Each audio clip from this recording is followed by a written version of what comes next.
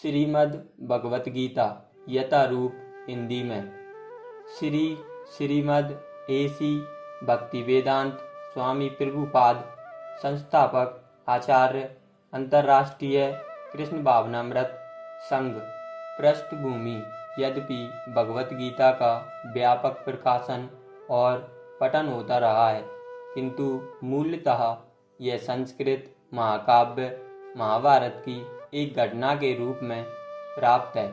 महाभारत में वर्तमान कलियुग तक की घटनाओं का वितरण मिलता है।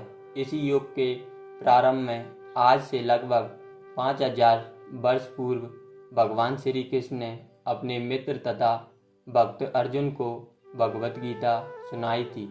उनकी यह वार्ता, जो मानव इतिहास की सबसे महान दार्शनिक तथा धार्मिक वार्ता है, उस महायुद्ध के शुभारंभ के पूर्व हुई, जो धृतराष्ट्र के 100 पुत्रों तथा उनके चचेरे भाई पांडवों के मध्य होने वाला था। धृतराष्ट्र तथा पांडु भाई भाई थे, जिनका जन्म कुरुवंश में हुआ था और जो राजा भरत के वंशज थे, जिनके नाम पर ही महाभारत नाम पड़ा। चूंकि बड़ा भाई धृतराष्ट्र जन्म से अंधा था, अतएव राज सिंहासन उसे ना मिलकर उसके छोटे भाई पांडु को मिला। पांडु की मृत्यु बहुत ही कम आयु में हो गई, अतएव उसके 5 पुत्र युधिष्ठिर, भीम, अर्जुन, नकुल तथा सहदेव धृतराष्ट्र की देखरेख में रख दिए गए थे, क्योंकि उसे कुछ काल के लिए राजा बना दिया गया था। इस तरह धृतराष्ट्र तथा पांडु के पुत्र एक ही राजमहल में बड़े हुए। दोनों ही को गुरु द्रोण द्वारा सैन्य कला का प्रशिक्षण दिया गया और पूज्य भीष्म पितामह उन्हें सलाह देते रहते थे। इतने पर भी धृतराष्ट्र का सबसे बड़ा पुत्र दुर्योधन पांडवों से घृणा और ईर्ष्या करता था और अंधा तथा दुर्बल हृदय धृतराष्ट्र पांडु पुत्रों के बजाय अपने पुत्रों को राज्य का उत्तराधिकारी बनाना चाहता था। इस तरह धृतराष्ट्र के परामर्श से दुर्योधन ने पांडु के युवा पुत्रों को जान से मार डालने का षड्यंत्र रचा।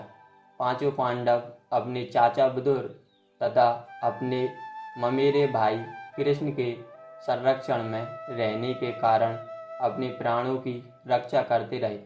कृष्ण कोई सामान्य व्यक्ति नहीं, अपितु साक्षात परम ईश्वर है, जिन्होंने इस धराधाम में अवतार लिया था और अब एक राजकुमार की भूमिका अदा कर रहे थे। वे पांडु की पत्नी कुंती या प्रथा के भतीजे थे। इस तरह संबंधी के रूप में तथा धर्म के पालक होने के कारण वे पांडु पुत्रों का पक्ष लेते रहे और उनकी रक्षा करते रहे, किंतु अंततः चतुर दुर्योधन ने पांडवों को जुआ खेलने के लिए ललकारा। उस निर्णायक स्पर्धा में दुर्योधन तथा उसके भाइयों ने पांडवों की सती पत्नी द्रौपदी पर अधिकार प्राप्त कर लिया और फिर उसे राजाओं तथा राजकुमारों की सभा के मध्य निर्वस्त्र करने का प्रयास किया। कृष्ण की देवी हस्तक्षेप से उसकी रक्षा हो सकी, किंतु जुए में हार जाने के कारण पांडवों को अपने राज्य से हाथ धोना पड़ा और 13 वर्ष तक वनवास के लिए जाना पड़ा। वनवास से लौटकर पांडवों ने दुर्योधन से अपना राज्य मांगा, किंतु उसने देने से इनकार कर दिया। 5 पांडवों ने अंत में अपना पूरा राज्य न मांगकर केवल 5 गांवों की मांग रखी, किंतु दुर्योधन सुई की नोक पर भी भूमि देने के लिए राजी नहीं हुआ। अभी तक तो पांडव सहनशील बने रहे, लेकिन अब उनके लिए युद्ध करना अवश्यभावी हो गया। विश्व भर के राजकुमारों में से कुछ धृतराष्ट्र के पुत्रों के पक्ष में थे, तो कुछ पांडवों के पक्ष में। उस समय कृष्ण पांडु पुत्रों के संदेशवाहक बनकर शांति की याचना के लिए धृतराष्ट्र के दरबार में गए। जब उनकी याचना अस्वीकार हो गई तो युद्ध निश्चित था। अत्यंत सचित्र पांचों पांडवों ने कृष्ण को भगवान के रूप में पहचान लिया था, किंतु धृतराष्ट्र के दुष्ट पुत्र उन्हें नहीं समझ पाए थे। फिर भी कृष्ण ने विपक्षियों की इच्छा अनुसार ही युद्ध में सम्मिलित होने का प्रस्ताव रखा। ईश्वर के रूप में वे युद्ध नहीं कर सकते थे, किंतु जो भी उनकी सेना का उपयोग करना चाहे कर सकता था। राजनीति में कुशल दुर्योधन ने कृष्ण की सेना झपट ली, जबकि पांडवों ने कृष्ण को लिया। इस प्रकार कृष्ण अर्जुन के सारथी बने और उन्होंने उस सुप्रसिद्ध धनुर्धर का रथ हाँकना स्वीकार किया। इस तरह हम उस बिंदु तक पहुंच जाते हैं जहां से भगवत गीता का शुभारंभ होता है। दोनों ओर की सेनाएं युद्ध के लिए तैयार खड़ी हैं और धृतराष्ट्र अपने सचिव संजय से पूछ रहा है कि उन सेनाओं ने क्या किया। इस तरह सारी पृष्ठभूमि तैयार है। आवश्यकता है केवल इस अनुवाद तथा भाष्य के विषय में संक्षिप्त टिप्पणी की। भगवत गीता के अंग्रेजी अनुवादों में यह सामान्य प्रवृत्ति पाई जाती है कि वे अपनी विचारधारा तथा दर्शन को स्थान देने के लिए कृष्ण को ताक पर रख देते हैं। वे महाभारत के इतिहास को पौराणिक कथा मानकर कृष्ण को निमित्त मानते हैं। किसी अज्ञात प्रतिभाशाली व्यक्ति के विचारों को पद्य रूप में प्रस्तुत करने का या फिर बहुत हुआ तो कृष्ण को एक गौण ऐतिहासिक पुरुष बना दिया जाता है, किंतु साक्षात कृष्ण भगवत गीता के लक्ष्य तथा विषय वस्तु दोनों हैं, जैसा कि गीता स्वयं अपने विषय में कहती है। अतः यह अनुवाद तथा इसी के साथ दिया हुआ भाष्य पाठक को कृष्ण की ओर निर्देशित करता है, उससे दूर नहीं ले जाता। इस दृष्टि से भगवत गीता यथारूप अनुपम है। साथ ही इसकी सबसे बड़ी विशेषता यह है कि इस तरह यह पूर्णतः ग्राह्य तथा संगत बन जाती है। चूँकि गीता के वक्ता एवं उसी के साथ चरम लक्ष्य भी स्वयं कृष्ण है, अतएव यही एकमात्र ऐसा अनुवाद है जो इस महान शास्त्र को सही रूप में प्रस्तुत करता है। भूमिका: मैं गोरज्ञान के अंधकार में उत्पन्न हुआ था और मेरे गुरु ने अपने ज्ञान रूपी प्रकाश से मेरी आंखें खोल दी। मैं उन्हें सादर नमस्कार करता हूँ। श्रील रूप गोस्वामी प्रभुपाद कब मुझे अपने चरण कमलों में शरण प्रदान करेंगे, जिन्होंने इस जगत में भगवान चैतन्य की इच्छा की पूर्ति के लिए प्रचार योजना की स्थापना की है। मैं अपने गुरु के चरण कमलों को तथा समस्त वैष्णवों के चरणों को नमस्कार करता हूँ। मैं श्री रूप गोस्वामी तथा उनके अग्रज सनातन गोस्वामी एवं साथ ही रघुनाथ दास, रघुनाथ भट्ट, गोपाल भट्ट एवं श्रील जीव गोस्वामी के चरण कमलों को सादर नमस्कार करता हूँ। मैं भगवान कृष्ण चैतन्य तथा भगवान नित्यानंद के साथ साथ अद्वैत आचार्य गदाधर, श्रीवास तथा अन्य पार्षदों को सादर प्रणाम करता हूँ। मैं श्रीमती राधा रानी तथा श्री कृष्ण को श्री ललिता तथा श्री विशाखा सखियों सहित सादर नमस्कार करता हूँ। हे कृष्ण, आप दुखियों के सखा तथा सृष्टि के उद्गम हैं। आप गोपियों के स्वामी तथा राधा रानी के प्रेमी हैं। मैं आपको सादर प्रणाम करता हूँ। मैं उन राधा रानी को प्रणाम करता हूँ जिनकी शारीरिक कांति पिघले सोने के सदृश है, जो वृंदावन की महारानी हैं। आप राजा वृषभानु की पुत्री हैं और भगवान कृष्ण को अत्यंत प्रिय हैं। मैं भगवान के समस्त वैष्णव भक्तों को सादर नमस्कार करता हूँ। वे कल्प वृक्ष के समान सबों की इच्छाएं पूर्ण करने में समर्थ हैं तथा पतित जीवात्माओं के प्रति अत्यंत दयालु हैं। मैं श्री कृष्ण चैतन्य प्रभु नित्यानंद, श्री अद्वैत गदाधर श्रीवास आदि समस्त भक्तों को सादर प्रणाम करता हूँ।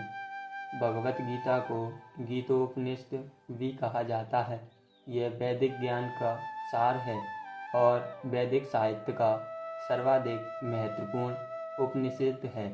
निसंदेह भगवत गीता पर अंग्रेजी भाषा में अनेक भाष्य प्राप्त हैं। अतः यह प्रश्न किया जा सकता है कि एक अन्य भाष्य की क्या आवश्यकता है। इस प्रस्तुत संस्करण का प्रयोजन इस प्रकार बताया जा सकता है। हाल ही में एक अमेरिकी महिला ने मुझसे भगवत गीता के एक अंग्रेजी अनुवाद की संस्तुति चाही। निसंदेह अमेरिका में भगवत गीता के अनेक अंग्रेजी संस्करण प्राप्त हैं, लेकिन जहाँ तक मैंने देखा है, केवल अमेरिका ही नहीं अपितु भारत में भी कठिनाई से कोई प्रमाणित संस्करण मिलेगा, क्योंकि लगभग हर एक संस्करण में भाष्यकार ने भगवत गीता यथारूप के मर्म का स्पर्श किए बिना अपने मतों को व्यक्त किया है।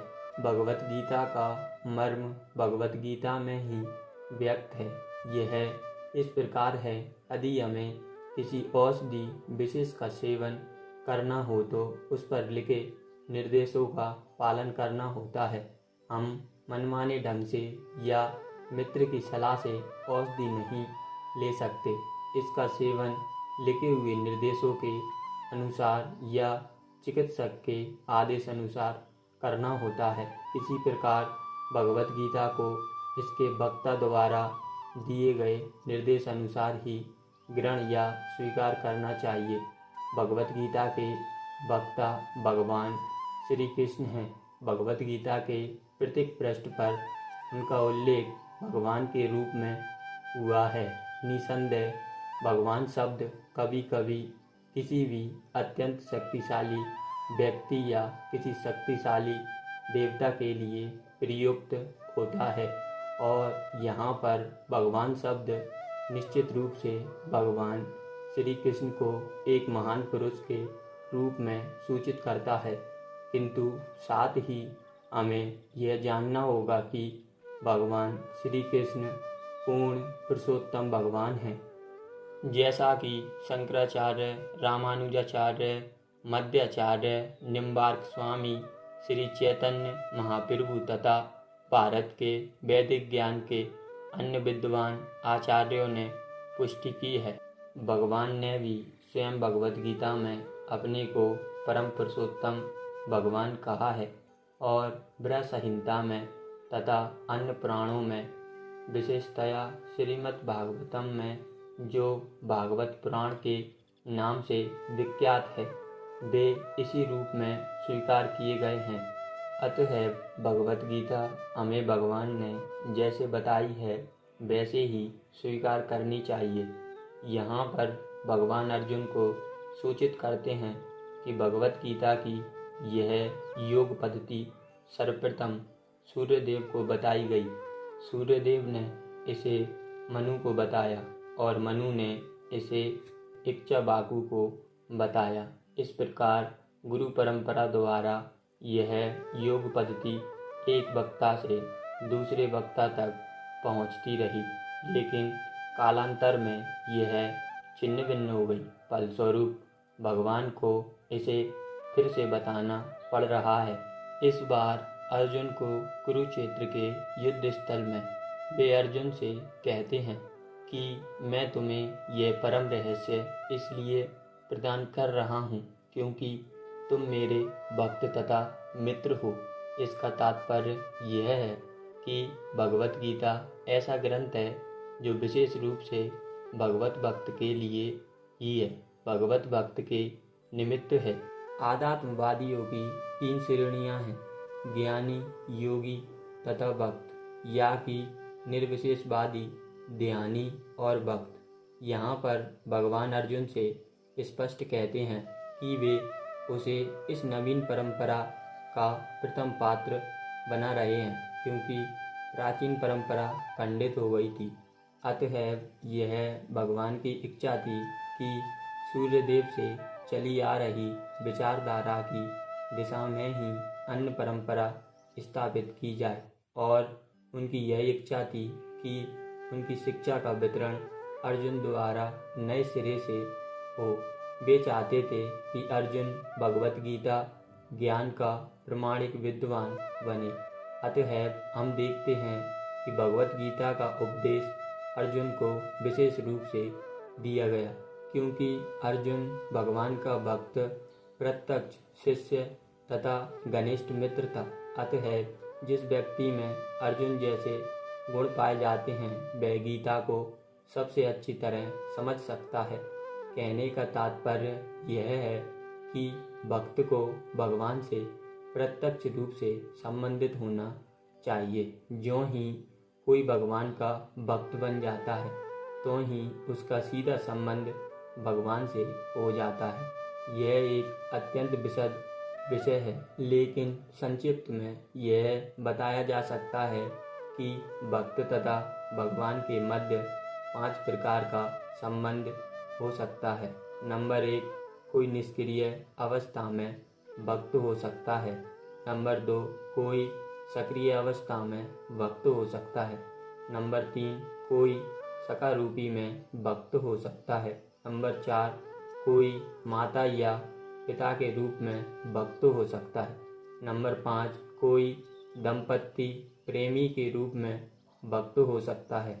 अर्जुन का कृष्ण से संबंध सका रूप में था। निसंदेह इस मित्रता तथा भौतिक जगत में व्याप्त मित्रता में आकाश पाताल का अंतर है। यह दिव्य मित्रता है जो हर किसी को प्राप्त नहीं हो सकती।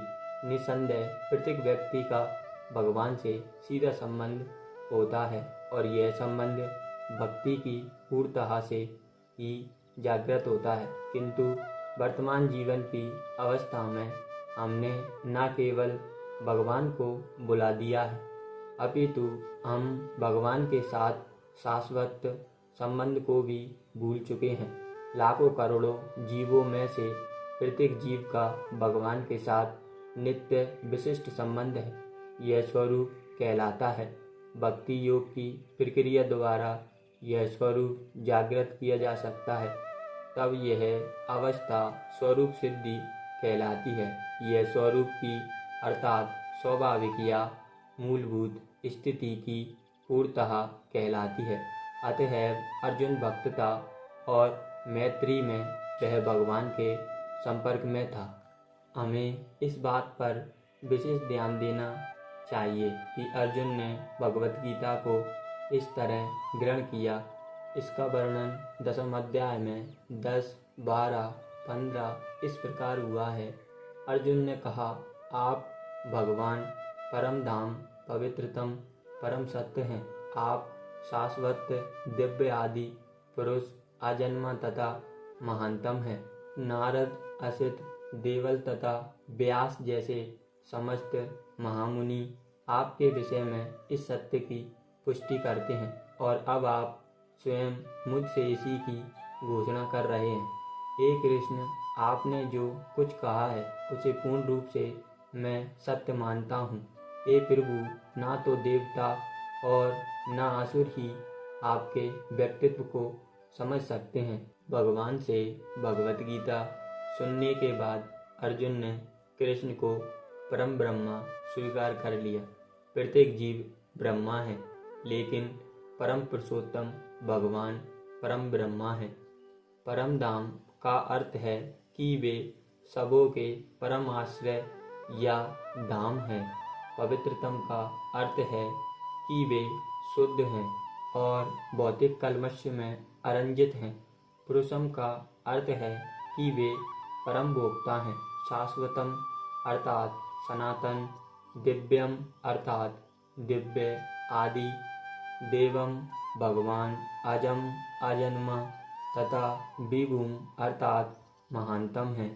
कोई यह सोच सकता है कि चूंकि कृष्ण अर्जुन के मित्र थे, अतएव अर्जुन यह सब चाटुकारिता के कारण कह रहा था। लेकिन अर्जुन भगवत गीता के पाठकों के मन में इस प्रकार के संदेह को दूर करने के लिए अगले श्लोक में इस प्रशंसा की पुष्टि करता है, जब वह यह कहता है कि कृष्ण को मैं ही भगवान नहीं मानता, अपितु नारद, असित, देवल तथा व्यासदेव जैसे महापुरुष भी स्वीकार करते हैं। ये सब महापुरुष हैं जो समस्त आचार्यों द्वारा स्वीकृत वैदिक ज्ञान का वितरण करते हैं। अतः अर्जुन कृष्ण से कहता है कि वे जो कुछ भी कहते हैं उसे वह पूर्ण सत्य मानता है। सर्वमेत धृत्यम मन्ये, आप जो कुछ कहते हैं उसे मैं सत्य मानता हूँ। अर्जुन यह भी कहता है कि भगवान के व्यक्तित्व को समझ पाना बहुत कठिन है, यहाँ तक कि बड़े बड़े देवता भी उन्हें नहीं समझ पाते। अतः मानव भक्त बने बिना भगवान श्री कृष्ण को कैसे समझ सकता है। अतः भगवत गीता को भक्ति भाव से ग्रहण करना चाहिए। किसी को यह नहीं सोचना चाहिए कि वह कृष्ण के तुल्य है, ना ही यह सोचना चाहिए कि कृष्ण सामान्य पुरुष हैं या कि एक महानतम व्यक्ति हैं। भगवान श्री कृष्ण साक्षात पुरुषोत्तम भगवान हैं। अतः भगवत गीता के कथा अनुसार या भगवत गीता को समझने का प्रयत्न करने वाले अर्जुन के कथा अनुसार हमें सिद्धांत रूप से कम इतना तो स्वीकार कर लेना चाहिए कि श्री कृष्ण भगवान हैं, और उसी विनीत भाव से हम भगवत गीता को समझ सकते हैं। जब तक कोई भगवत गीता का पाठ विनम्र भाव से नहीं करता, तब तक उसे समझ पाना अत्यंत कठिन है, क्योंकि यह एक महान रहस्य है। तो भगवत गीता है क्या?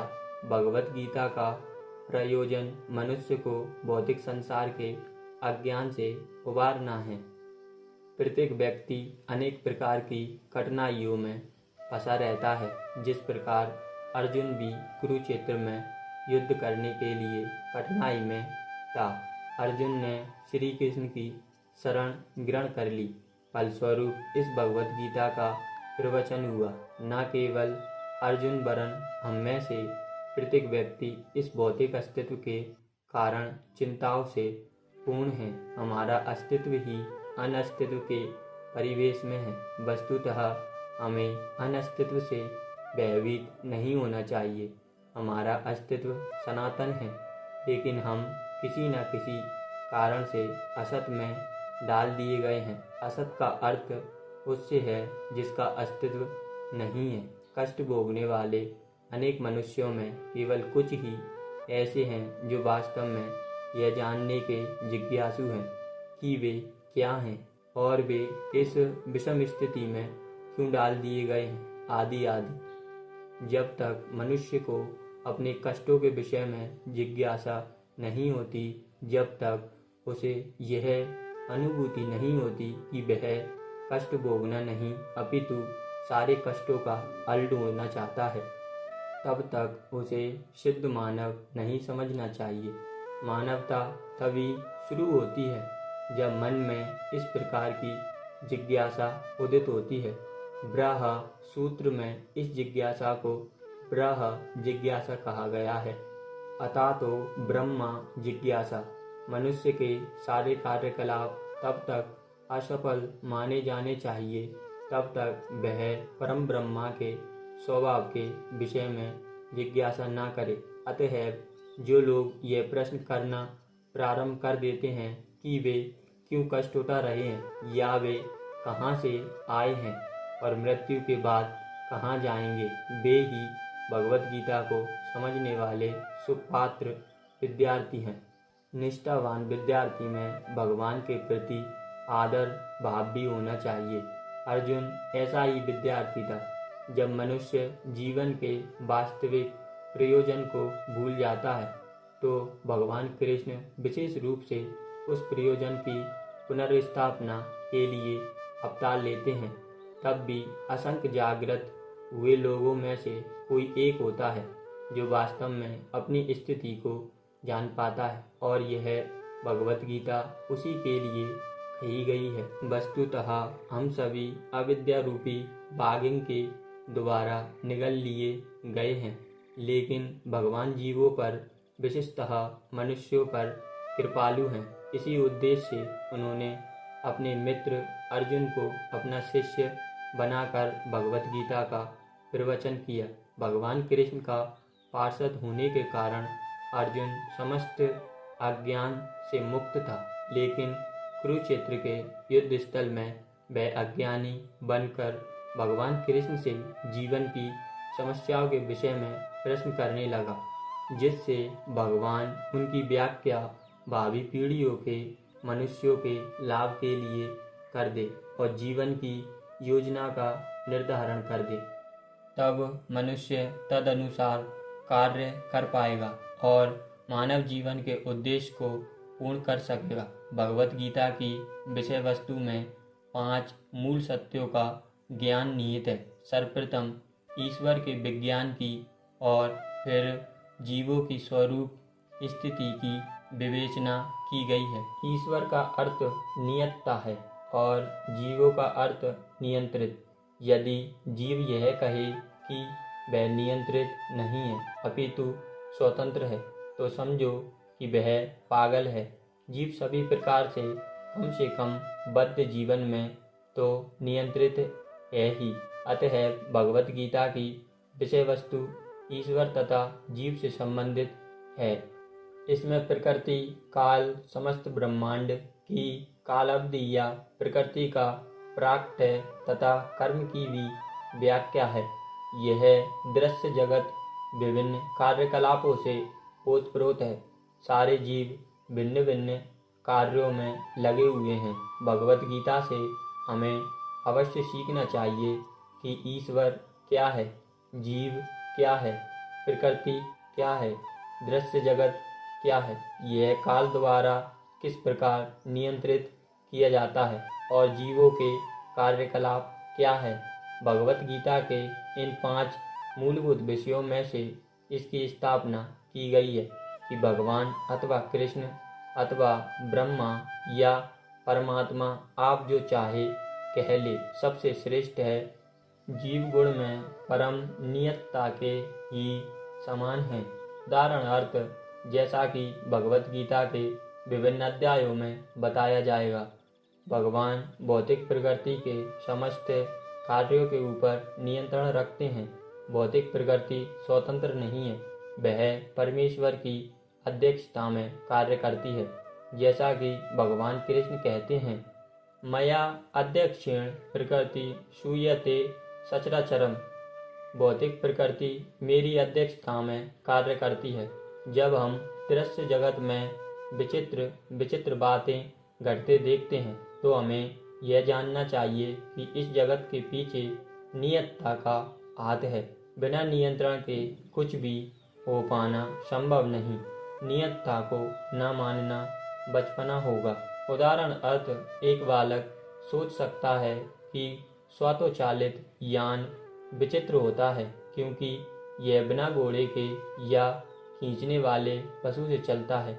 किंतु अभिज्ञ व्यक्ति स्वतोचालित यान की अभिज्ञ यांत्रिक व्यवस्था में परिचित होता है। वह सदैव जानता है कि इस यंत्र के पीछे एक व्यक्ति, एक चालक होता है। इसी प्रकार परमेश्वर वह चालक है जिसके निर्देशन में सब कुछ चल रहा है। भगवान ने जीवों को अपने अंश रूप में स्वीकार किया है, जैसा कि हम अगले अध्याय में देखेंगे। सोने का एक कण भी सोना है, समुद्र के जल की बूंद भी कारी होती है। इसी प्रकार हम जीव भी परम नियतता ईश्वर या भगवान श्री कृष्ण के अंश होने के कारण सूक्ष्म मात्रा में परमेश्वर के सभी गुणों से युक्त होते हैं। क्योंकि हम सूक्ष्म ईश्वर या अधिनिष्ठ ईश्वर हैं, हम प्रकृति पर नियंत्रण करने का प्रयास कर रहे हैं और इस समय हम अंतरिक्ष या ग्रहों को बस में करना चाहते हैं। और हम में नियंत्रण रखने की यह प्रवृत्ति इसलिए है क्योंकि यह कृष्ण में भी है। यद्यपि हम में प्रकृति का प्रभुत्व जमाने की प्रवृत्ति होती है, लेकिन हमें यह जानना चाहिए कि हम परम नियंता नहीं हैं। इसकी व्याख्या भगवत गीता में की गई है। भौतिक प्रकृति क्या है? गीता में इसकी भी व्याख्या अपरा प्रकृति के रूप में हुई है। जीव को परा प्रकृति, उत्कृष्ट प्रकृति कहा गया है। प्रकृति चाहे परा हो या अपरा, सदैव नियंत्रण में रहती है। प्रकृति स्त्री स्वरूपा है और वह भगवान द्वारा उसी प्रकार नियंत्रित होती है जिस प्रकार पत्नी अपने पति द्वारा। प्रकृति सदैव अधीन रहती है, उस पर भगवान का प्रभुत्व रहता है, क्योंकि भगवान ही अध्यक्ष हैं। जीव तथा भौतिक प्रकृति दोनों ही परमेश्वर द्वारा अधिशासित एवं नियंत्रित होते हैं।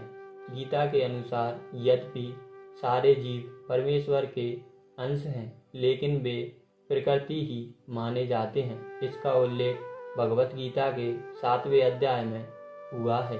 यह भौतिक प्रकृति मेरी अपरा प्रकृति है, लेकिन इससे भी परे दूसरी प्रकृति है। जीव भूताम अर्थात जीव है।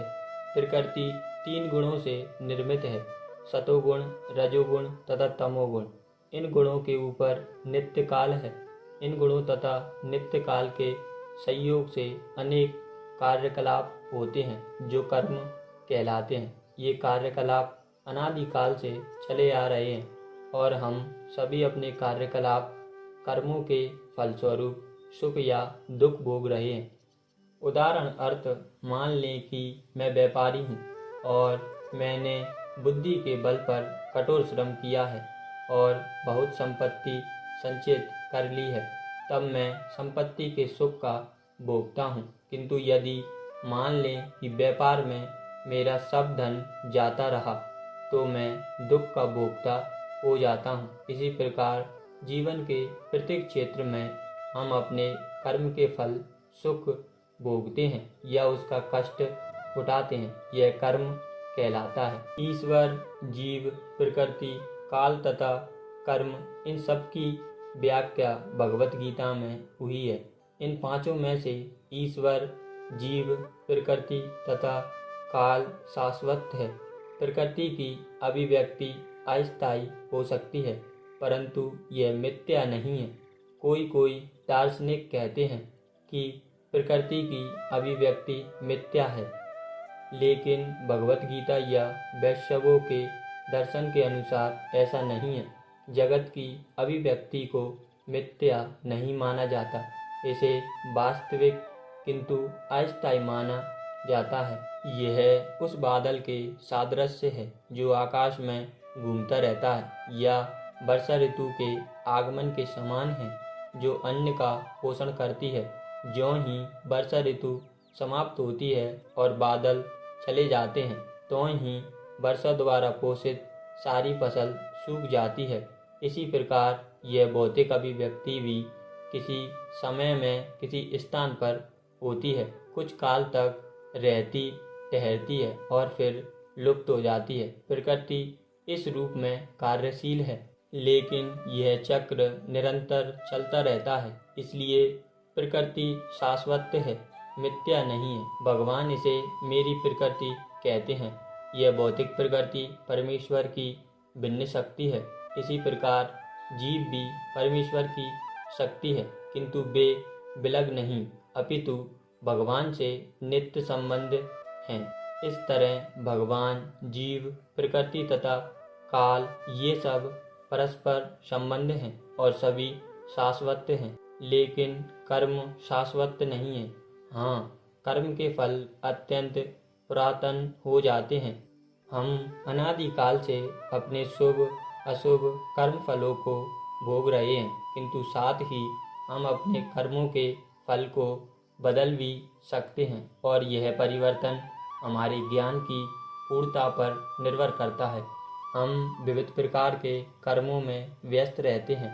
निसंदेह हम यह नहीं जानते कि किस प्रकार के कर्म करने से हम कर्म फल से मुक्ति प्राप्त कर सकते हैं, लेकिन भगवत गीता में इसका भी वर्णन हुआ है। ईश्वर अर्थात परम ईश्वर परम चेतना स्वरूप है। जीव भी ईश्वर का अंश होने के कारण चेतन है। जीव तथा भौतिक प्रकृति दोनों को प्रकृति बताया गया है, अर्थात वे परमेश्वर की शक्ति हैं, किंतु इन दोनों में से केवल जीव चेतन है, दूसरी प्रकृति चेतन नहीं है। यही अंतर है, इसलिए जीव प्रकृति परा या उत्कृष्ट कहलाती है, क्योंकि जीव भगवान जैसी चेतना से युक्त है, लेकिन भगवान की चेतना परम है और किसी को यह नहीं कहना चाहिए कि जीव भी परम चेतन है। जीव कभी भी, यहाँ तक कि अपनी सिद्ध अवस्था में भी परम चेतन नहीं हो सकता, और यह सिद्धांत भ्रामक है कि जीव परम चेतन हो सकता है। वह चेतन तो है, लेकिन पूर्ण या परम चेतन नहीं। जीव तथा ईश्वर का अंतर भगवत गीता के 13वें अध्याय में बताया गया है।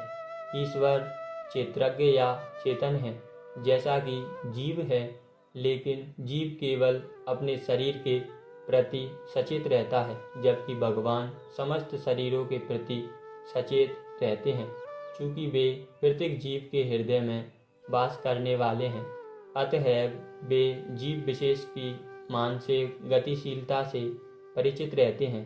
हमें यह नहीं भूलना चाहिए, यह भी बताया गया है कि परमात्मा प्रत्येक जीव के हृदय में ईश्वर या नियतता के रूप में वास कर रहे हैं, और जैसा जीव चाहता है वैसा करने के लिए जीव को निर्देशित करते रहते हैं। जीव भूल जाता है कि उसे क्या करना है। पहले तो वह किसी एक विधि से कर्म करने का संकल्प करता है, लेकिन फिर वह अपने ही कर्म के पाप पुण्य में फंस जाता है। वह एक शरीर को त्याग कर दूसरा शरीर ग्रहण करता है, जिस प्रकार हम वस्त्र उतारते तथा पहनते रहते हैं।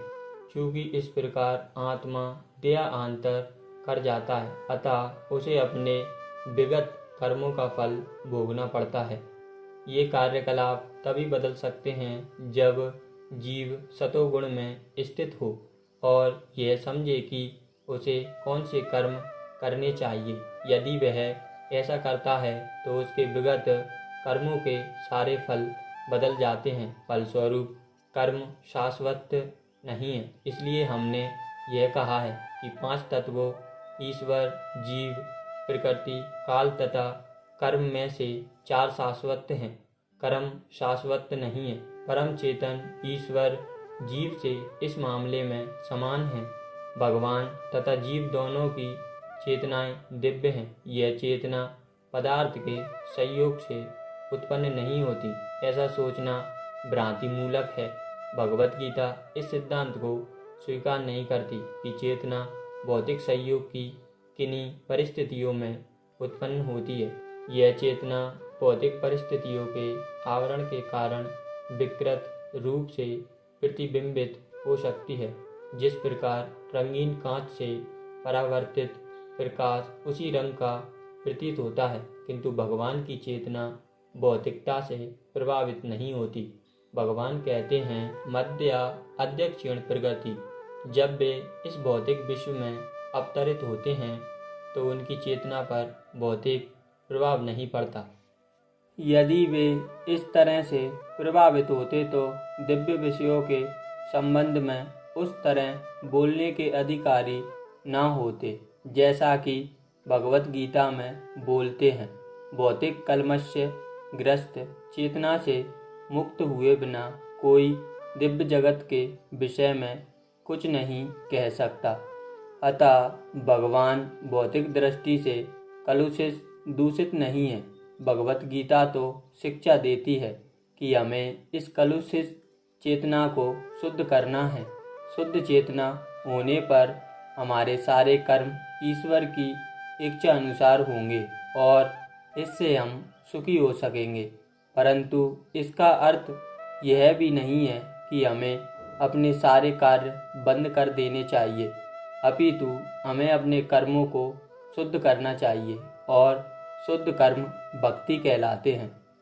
भक्ति में कर्म सामान्य कर्म प्रतीत होते हैं, किंतु वे कलुषित नहीं होते। एक अज्ञानी व्यक्ति भक्त को सामान्य व्यक्ति की भांति कर्म करते देखता है, किंतु ऐसा मूर्ख यह नहीं समझता कि भक्त या भगवान के कर्म अशुद्ध चेतना या पदार्थ से कलुषित नहीं होते। वे त्रिगुणातीत होते हैं।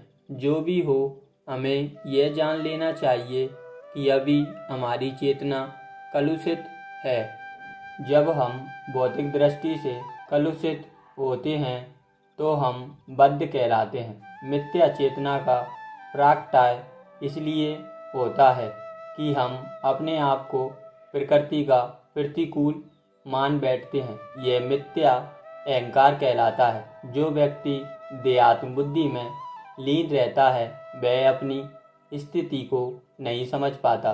भगवत गीता का प्रवचन देहात्म बुद्धि से मनुष्य को मुक्त करने के लिए ही हुआ था और भगवान से यह सूचना प्राप्त करने के लिए ही अर्जुन ने अपने आप को इस अवस्था में उपस्थित किया था। मनुष्य को देहात्म बुद्धि से मुक्त होना है और आध्यात्मवादी के लिए प्रारंभिक कर्तव्य यही है।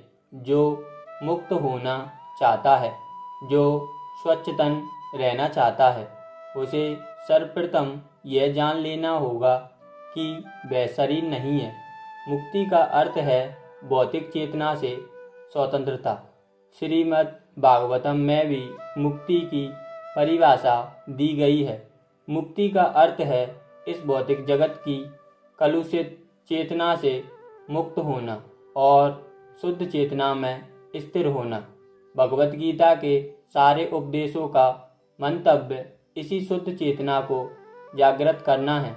इसीलिए हम गीता के अंत में कृष्ण को अर्जुन से यह प्रश्न करते पाते हैं कि वह विशुद्ध चेतना को प्राप्त हुआ या नहीं। शुद्ध चेतना का अर्थ है भगवान के आदेश अनुसार कर्म करना। शुद्ध चेतना का यही सार है। भगवान का अंश होने के कारण हम में चेतना पहले से ही रहती है, लेकिन हम में निष्कृष्ट गुणों द्वारा प्रभावित होने की प्रवृत्ति पाई जाती है। किंतु भगवान परमेश्वर होने के कारण कभी प्रभावित नहीं होते। परमेश्वर तथा क्षुद्र जीवों में यही अंतर है। यह चेतना क्या है? यह है मैं हूँ। तो फिर मैं हूँ क्या है? कलुषित चेतना में मैं हूँ का अर्थ है कि मैं सर्वेसर्वा हूँ, मैं ही भोगता हूँ। यह संसार चलायमान है, क्योंकि प्रत्येक जीव यही सोचता है कि वही इस भौतिक जगत का स्वामी तथा सृष्टा है। भौतिक चेतना के दो मनों में विभाग हैं। एक के अनुसार मैं ही सृष्टा हूँ और दूसरे के अनुसार मैं ही भोगता हूँ।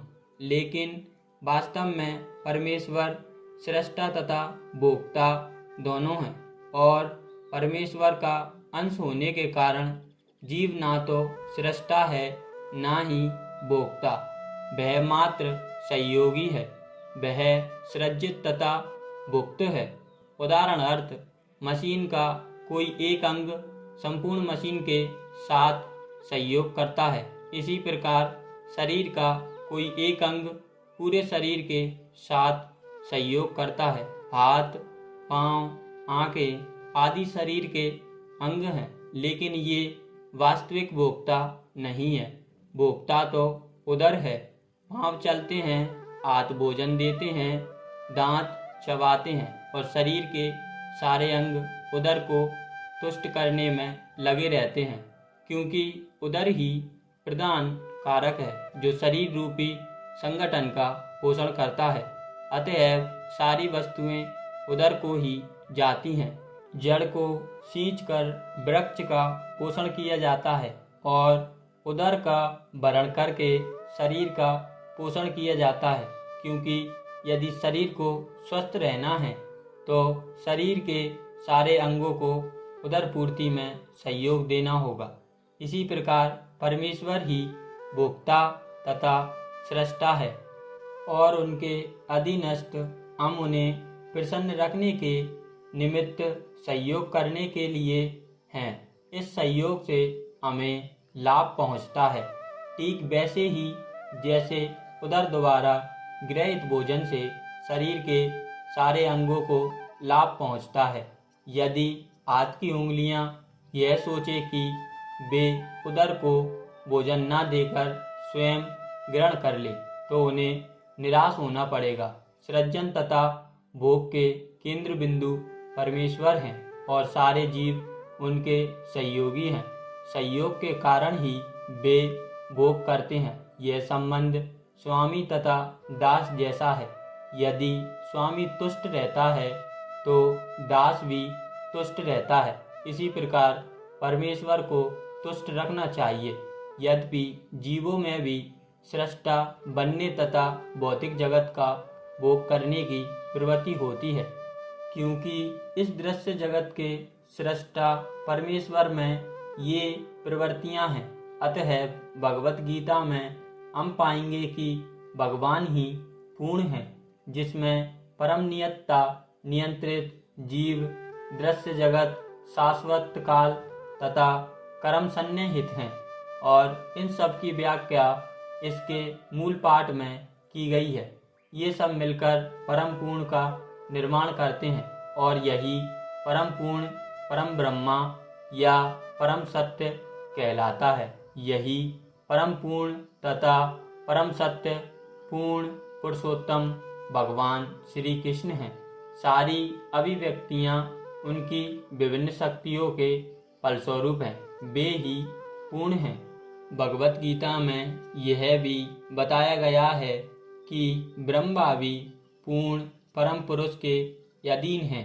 ब्रह्म सूत्र में ब्रह्मा की विशद व्याख्या सूर्य की किरणों के रूप में की गई है। निर्विशेष ब्रह्मा भगवान का प्रभा में किरण समूह है। निर्विशेष ब्रह्मा पूर्ण ब्रह्मा की अपूर्ण अनुभूति है और इसी तरह परमात्मा की धारणा भी है। 15वें अध्याय में यह देखा जाएगा कि भगवान पुरुषोत्तम निर्विशेष ब्रह्मा तथा परमात्मा की आशीष अनुभूति से बढ़कर हैं। भगवान को सच्चिदानंद विग्रह कहा जाता है। ब्रह्म संहिता का शुभारंभ इस प्रकार से होता है। ईश्वर परम कृष्ण सच्चिदानंद विग्रह। गोविंद या कृष्ण सभी कारणों के कारण हैं। वे ही आदि कारण हैं और सत्य, चित्त तथा आनंद के रूप हैं। निर्विशेष ब्रह्मा उनके सत्य स्वरूप की अनुभूति है। परमात्मा सत्य चित्त की अनुभूति है। परंतु भगवान कृष्ण समस्त दिव्य स्वरूपों की अनुभूति है। सत्य चित्त आनंद के पूर्ण विग्रह हैं। अल्पज्ञानी लोग परम सत्य को निर्विशेष मानते हैं, लेकिन वे हैं दिव्य पुरुष और इसकी पुष्टि समस्त वैदिक ग्रंथों में हुई है। जिस प्रकार हम सभी जीव हैं और हम सबकी अपनी अपनी दृष्टि सत्ता है, उसी प्रकार परम सत्य भी अनंत व्यक्ति है और भगवान की अनुभूति उनके पूर्ण स्वरूप में समस्त दिव्य लक्षणों की ही अनुभूति है। यह पूर्णतः रूप विहीन नहीं है। यदि वह निराकार है या किसी अन्य वस्तु से घटकर है तो वह पूर्ण नहीं हो सकता। जो पूर्ण है उसे हमारे लिए अनुभवगम्य तथा अनुभवातीत हर वस्तुओं से युक्त होना चाहिए, अन्यथा वह पूर्ण कैसे हो सकता है। पूर्ण भगवान में अपार शक्तियाँ हैं। कृष्ण किस प्रकार अपनी विभिन्न शक्तियों द्वारा कार्यशील है, इसकी भी व्याख्या भगवत गीता में हुई है। इस दृश्य जगत या जिस जगत में हम रह रहे हैं, यह भी स्वयं में पूर्ण है, क्योंकि जिन 24 तत्वों से यह नश्वर ब्रह्मांड निर्मित है, वे सांख्य दर्शन के अनुसार इस ब्रह्मांड के पालन तथा धारण के लिए अपेक्षित संसाधनों से पूर्णतः समन्वित हैं। इसमें ना तो कोई विजातीय तत्व है, ना ही किसी भी वस्तु की आवश्यकता है। इस सृष्टि का अपना निजी नियत काल है जिसका निर्धारण परमेश्वर की शक्ति द्वारा हुआ है, और जब यह काल पूर्ण हो जाता है तो उस पूर्ण व्यवस्था से इस क्षणभंगुर सृष्टि का विनाश हो जाता है। क्षुद्र जीवों के लिए यह सुविधा प्राप्त है कि पूर्ण की अनुभूति करे। सभी प्रकार की अपूर्णताओं का अनुभव पूर्ण विषयक ज्ञान की अपूर्णता के कारण है। इस प्रकार भगवत गीता में वैदिक विद्या का पूर्ण ज्ञान पाया जाता है। सारा वैदिक ज्ञान अमोघ है और सारे हिंदू इस ज्ञान को पूर्ण तथा अमोघ मानते हैं।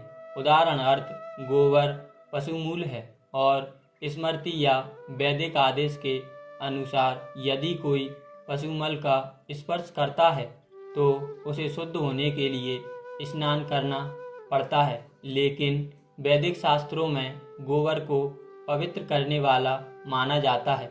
इसे विरोधाभास कहा जा सकता है, लेकिन यह मान्य है क्योंकि यह वैदिक आदेश है और इसमें संदेह नहीं है कि इसे स्वीकार करने पर किसी प्रकार की त्रुटि नहीं होगी। अब तो आधुनिक विज्ञान द्वारा यह सिद्ध किया जा चुका है कि गाय के गोबर में समस्त जीवाणुनाशक गुण पाए जाते हैं।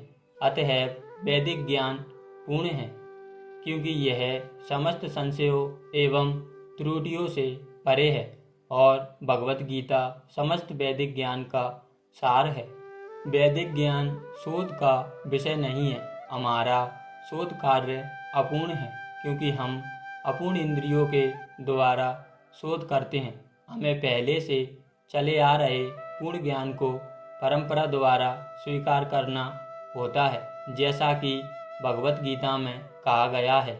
हमें ज्ञान को उपयुक्त स्रोत से परंपरा से ग्रहण करना होता है, जो परम गुरु साक्षात भगवान से प्रारंभ होती है और शिष्यों गुरुओं की यह परंपरा आगे बढ़ती जाती है। छात्र के रूप में अर्जुन भगवान कृष्ण से शिक्षा ग्रहण करता है और उनका विरोध किए बिना वह कृष्ण की सारी बातें स्वीकार कर लेता है। किसी को भगवत गीता के एक अंश को स्वीकार करने और दूसरे अंश को अस्वीकार करने की अनुमति नहीं दी जाती। हमें भगवत गीता को बिना किसी प्रकार की टीका टिप्पणी, बिना घटाए बढ़ाए तथा विषय वस्तु में बिना किसी मनोकल्पना के स्वीकार करना चाहिए। गीता को वैदिक ज्ञान की सर्वाधिक पूर्ण प्रस्तुति समझना चाहिए। वैदिक ज्ञान दिव्य स्रोतों से प्राप्त होता है और स्वयं भगवान ने पहला प्रवचन किया था।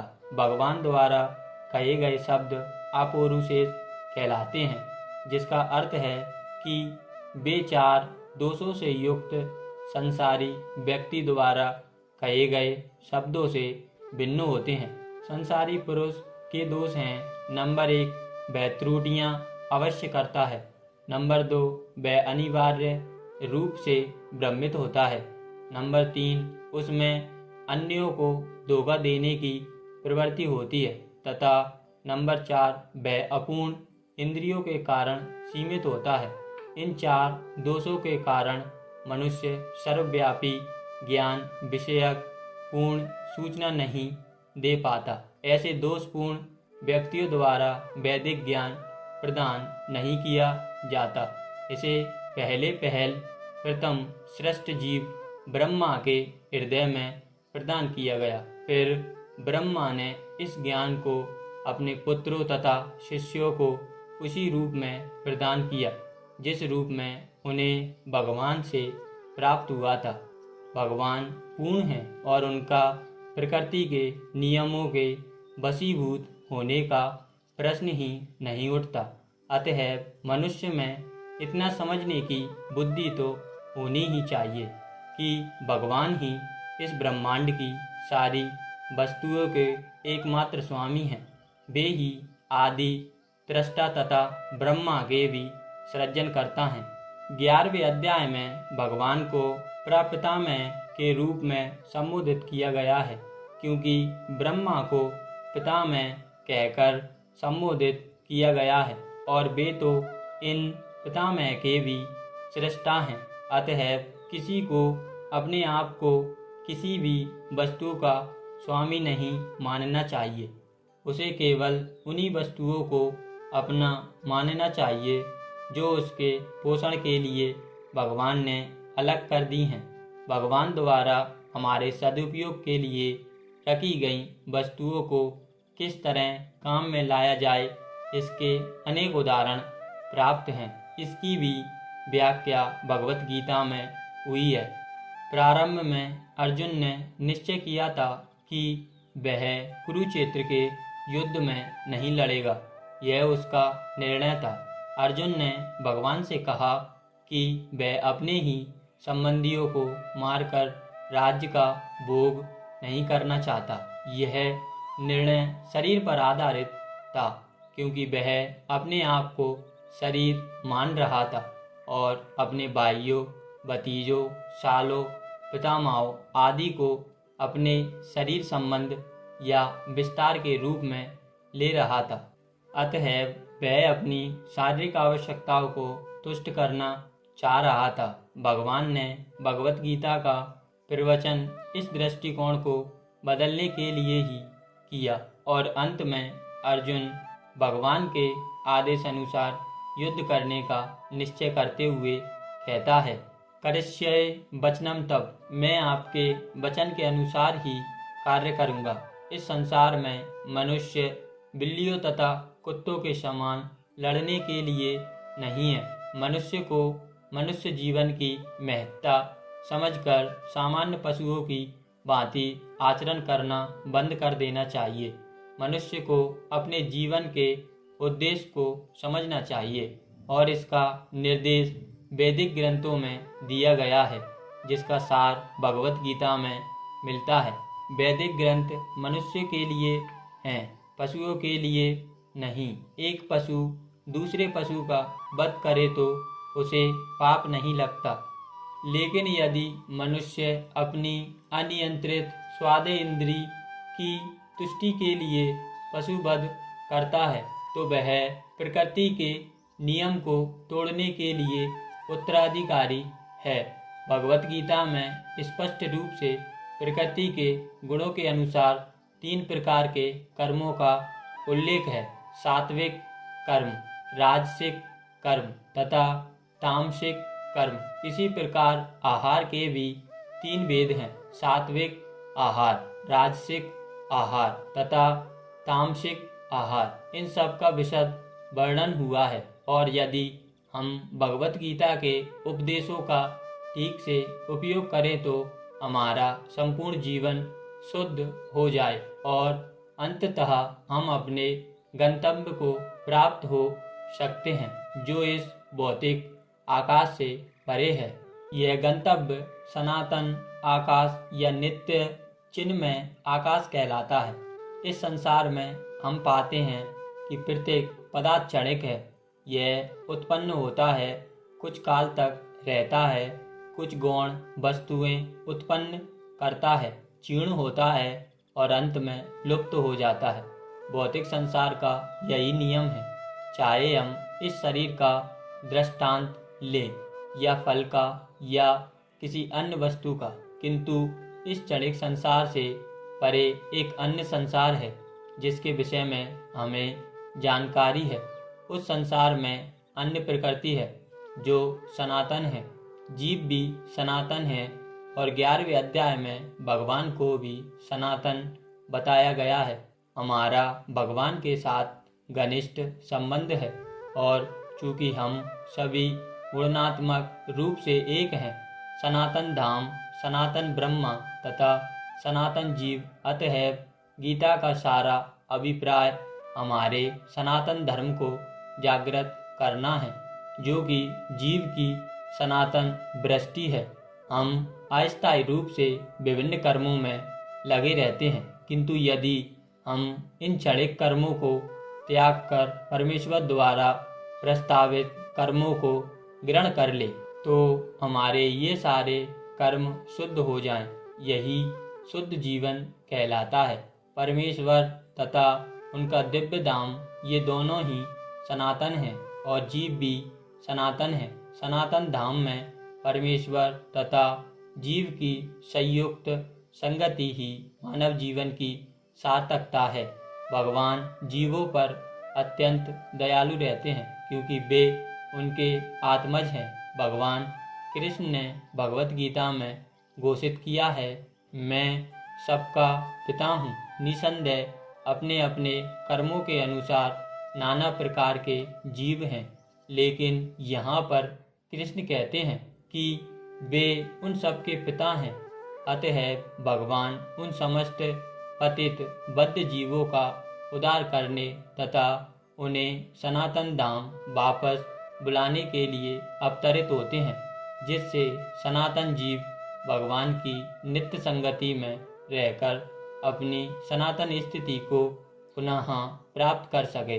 भगवान स्वयं नाना अवतारों के रूप में अवतरित होते हैं या फिर अपने विश्वस्त सेवकों को अपने पुत्रों, पार्षदों या आचार्यों के रूप में इन बद्ध जीवों का उद्धार करने के लिए भेजते हैं। अतः सनातन धर्म किसी सांप्रदायिक धर्म पद्धति का सूचक नहीं है। यह तो नित्य परमेश्वर के साथ नित्य जीवों के नित्य कर्म धर्म का सूचक है। जैसा कि पहले कहा जा चुका है, यह जीव के नित्य धर्म को बताता है। श्रीपाद रामानुजाचार्य ने सनातन शब्द की व्याख्या इस प्रकार की है, वह जिसका न आदि है और न अंत। अतः जब हम सनातन धर्म के विषय में बातें करते हैं, श्रीपाद रामानुजाचार्य के प्रमाण के आधार पर यह मान लेना चाहिए कि इसका न आदि है न अंत। अंग्रेजी का रिलीजन शब्द सनातन धर्म से थोड़ा भिन्न है। रिलीजन से विश्वास का भाव सूचित होता है और विश्वास परिवर्तित हो सकता है। किसी को एक विशेष विधि में विश्वास हो सकता है और वह इस विश्वास को बदलकर दूसरा ग्रहण कर सकता है, लेकिन सनातन धर्म उस कर्म का सूचक है जो बदला नहीं जा सकता। उदाहरण अर्थ, ना तो जल से उसकी तरलता विलग की जा सकती है, ना अग्नि से ऊष्मा विलग की जा सकती है। इसी प्रकार जीव से उसके नित्य कर्म को विलग नहीं किया जा सकता। सनातन धर्म जीव का शाश्वत अंग है। अतः जब हम सनातन धर्म के विषय में बात करते हैं तो हमें श्रीपाद रामानुजाचार्य के प्रमाण को मानना चाहिए कि उसका ना तो आदि है ना अंत। जिसका आदि अंत ना हो वह सांप्रदायिक नहीं हो सकता, क्योंकि उसे किसी सीमा में नहीं बांधा जा सकता। जिनका संबंध किसी संप्रदाय से होगा वे सनातन धर्म को भी सांप्रदायिक मानने की भूल करेंगे। किंतु यदि हम इस विषय पर गंभीरता से विचार करें और आधुनिक विज्ञान के प्रकाश में सोचें तो हम सहज ही देख सकते हैं कि सनातन धर्म विश्व के समस्त लोगों का ही नहीं अपितु ब्रह्मांड के समस्त जीवों का है।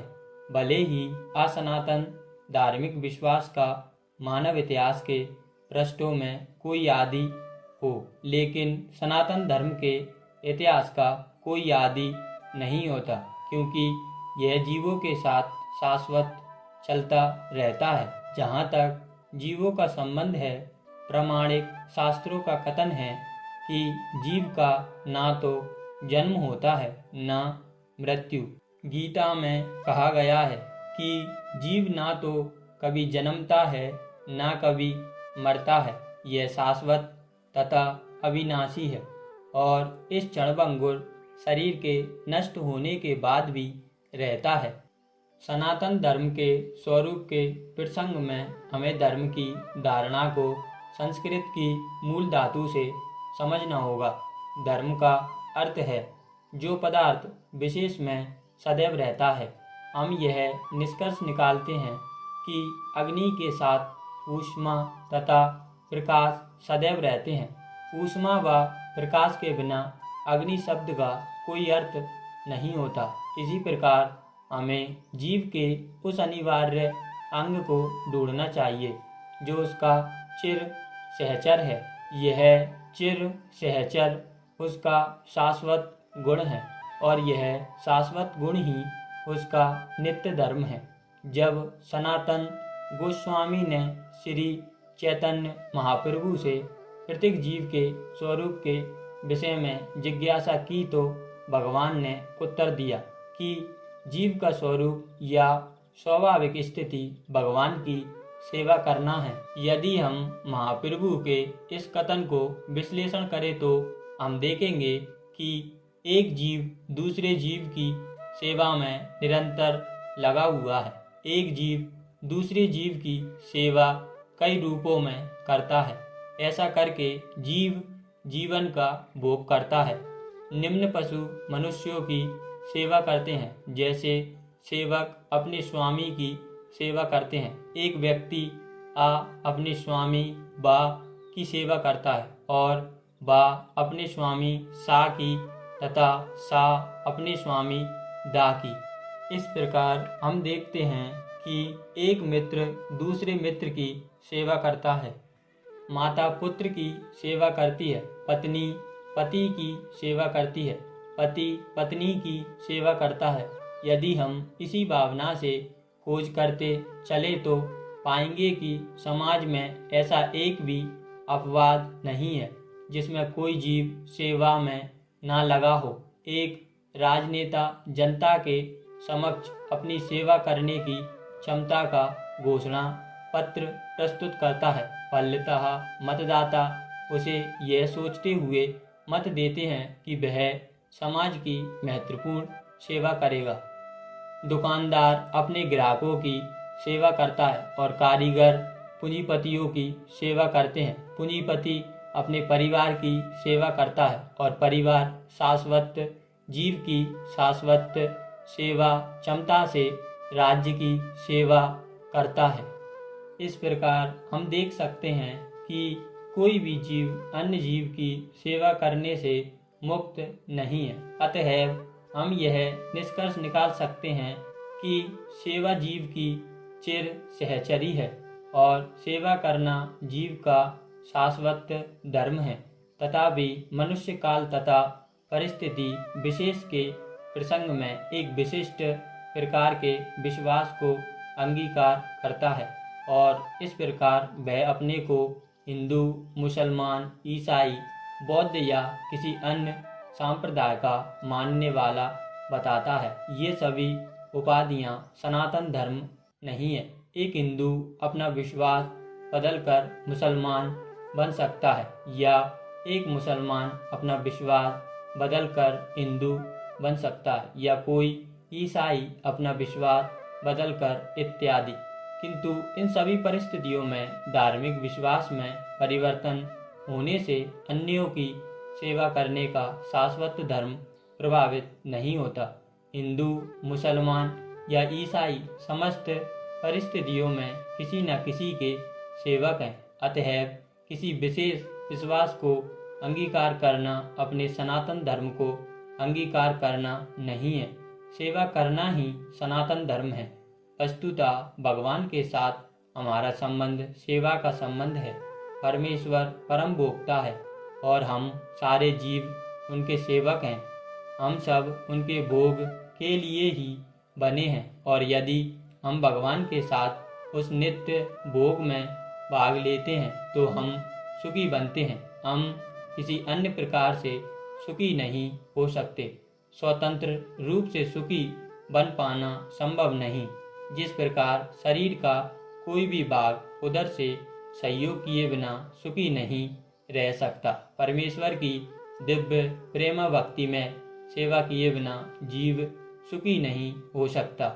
भगवत गीता में विभिन्न देवों की पूजा या सेवा करने का अनुमोदन नहीं किया गया है।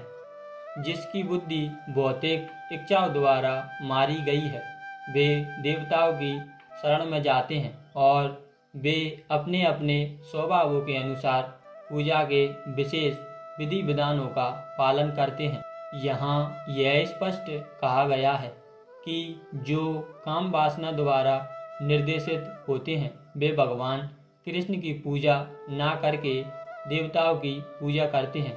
जब हम कृष्ण का नाम लेते हैं, श्रीमद् AC भक्ति वेदांत स्वामी प्रभुपाद अंतर्राष्ट्रीय कृष्ण भावनामृत संघ के संस्थापक, आचार्य एवं संपूर्ण विश्व में वैदिक ज्ञान के अद्वितीय प्रचारक और अन्य सभी स्वामी, इस कलयुग में जो लोग पर्याप्त बुद्धिमान हैं वे भगवान की उनके पार्षदों सहित संकीर्तन यज्ञ द्वारा पूजा करेंगे। धृतराष्ट्र ने कहा, ए संजय, धर्मभूमि कुरुक्षेत्र में युद्ध की इच्छा से एकत्र हुए मेरे तथा पांडु के पुत्रों ने क्या किया। जिस प्रकार मनुष्य पुराने वस्त्रों को त्याग कर नए वस्त्र धारण करता है, उसी प्रकार आत्मा पुराने तथा व्यर्थ के शरीरों को त्याग कर नवीन भौतिक शरीर धारण करता है। प्रत्येक व्यक्ति इस भौतिक शरीर रूपी रथ पर आरूढ़ है और बुद्धि इसका सारथी है। मन लगाम है तथा इंद्रियां घोड़े हैं। इस प्रकार मन तथा इंद्रियों की संगति से यह आत्मा सुख या दुख का भोगता है। संसार के सारे भौतिक कार्यकलाप प्रकृति के 3 गुणों के अधीन संपन्न होते हैं। यद्यपि प्रकृति के 3 गुण परमेश्वर कृष्ण से उद्भूत हैं, फिर भी भगवान कृष्ण उनके अधीन नहीं होते। कम बुद्धि वाले व्यक्ति देवताओं से अनुग्रह पाने की आशा करते हैं और ऐसी वस्तुएं प्राप्त करते हैं जो अस्थायी होती हैं और मृत्यु के समय समाप्त हो जाती हैं। वास्तव में ये सारे लाभ भगवान द्वारा ही प्रदान किए जाते हैं। योग में सिद्ध योगी अपने शरीर को त्यागने के स्थान तथा समय की व्यवस्था कर सकते हैं। अन्य मनुष्यों का इस पर कोई बस नहीं होता। मैं समस्त आध्यात्मिक तथा भौतिक जगतों का कारण हूँ। प्रत्येक वस्तु मुझ ही से अद्भुत है। जो बुद्धिमान यह भलीभांति जानते हैं वे मेरी प्रेमा भक्ति में लगते हैं तथा हृदय से पूरी तरह मेरी पूजा में तत्पर होते हैं। विश्व रूप दर्शन कर मोहग्रस्त एवं आश्चर्यचकित रोमांचित हुए अर्जुन ने कहा, ए विश्वेश्वर, ए विश्वरूप, मैं आपके शरीर में अनेक हाथ, पेट, मुख तथा आंखें देख रहा हूँ, जो सर्वत्र फैले हुए हैं और जिनका अंत नहीं है। आप में ना अंत दिखता है, ना मध्य और ना आदि। भौतिक जगत रूपी वृक्ष आध्यात्मिक जगत रूपी वास्तविक वृक्ष का प्रतिबिंब मात्र है। इस भौतिक जगत रूपी वृक्ष में आसक्त रहने वाले मनुष्य की मुक्ति की कोई संभावना नहीं होती, लेकिन जो मनुष्य आध्यात्मिक जगत रूपी वृक्ष को समझ लेता है वह आत्मोन्नति कर सकता है। मृत्यु के समय जीव द्वारा विकसित की गई चेतना उसे दूसरे शरीर में ले जाती है। यदि जीव ने अपनी चेतना पशु जैसी बना रखी है तो उसे पशु का शरीर प्राप्त होना निश्चित है। मैं प्रत्येक जीव के हृदय में आसीन हूँ और मुझसे ही स्मृति, ज्ञान तथा विस्मृति होती है। मैं ही वेदों के द्वारा जानने योग्य हूँ। निसंदेह मैं वेदांत का संकलन करता तथा समस्त वेदों को जानने वाला हूँ। सदैव मेरा चिंतन करो, मेरे भक्त बनो, मेरी पूजा करो और मुझे नमस्कार करो। इस प्रकार तुम निश्चित रूप से मेरे पास आओगे। मैं तुम्हें वचन देता हूँ क्योंकि तुम मेरे परम प्रिय मित्र हो। तो हम किसी सांप्रदायिक नाम का उल्लेख नहीं करते। कृष्ण का अर्थ है सर्वोच्च आनंद और इसकी पुष्टि हुई है कि परमेश्वर समस्त आनंद के आगार हैं। हम सभी आनंद की खोज में लगे रहते हैं। भगवान की ही भांति जीव चेतना से पूर्ण है और सुख की खोज में रहते हैं। भगवान तो नित्य सुखी है और यदि जीव उनकी संगति करते हैं, उनके साथ सहयोग करते हैं तो वे भी सुखी बन जाते हैं। भगवान इस मर्त्य लोक में सुख से पूर्ण अपनी वृंदावन लीलाएं प्रदर्शित करने के लिए अवतरित होते हैं।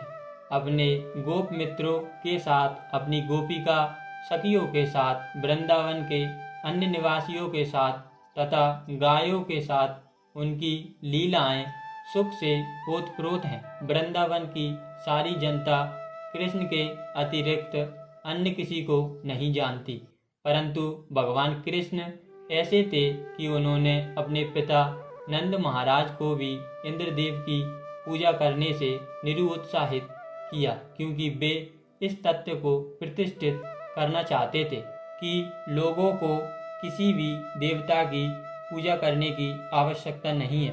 उन्हें एकमात्र परमेश्वर की पूजा करनी चाहिए, क्योंकि उनका चरम लक्ष्य भगवत धाम को वापस जाना है।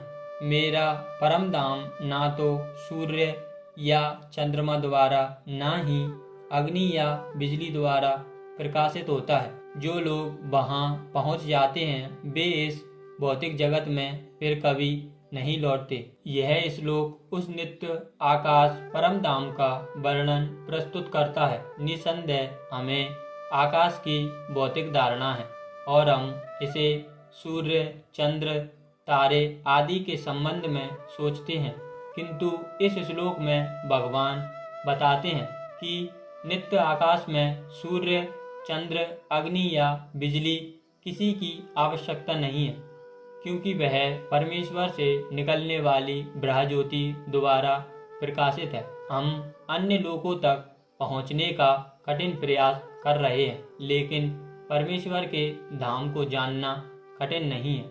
यह धाम गोलोक कहा जाता है। ब्रह्म संहिता में इसका अतीत सुंदर वर्णन मिलता है।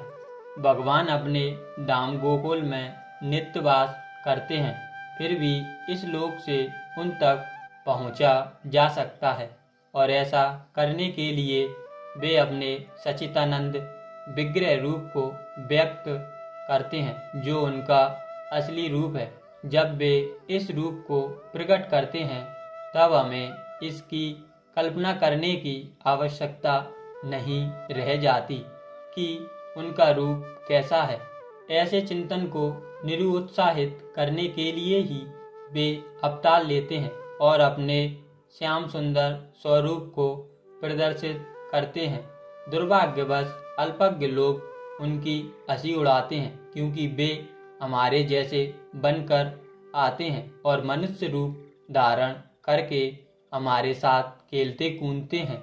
लेकिन इस कारण हमें यह नहीं सोचना चाहिए कि वे हमारी तरह हैं। वे अपनी सर्वशक्तिमत्ता के कारण ही अपने वास्तविक रूप में हमारे सामने प्रकट होते हैं और अपनी लीलाओं का प्रदर्शन करते हैं, जो उनके धाम में होने वाली लीलाओं की अनुकृतियां होती हैं।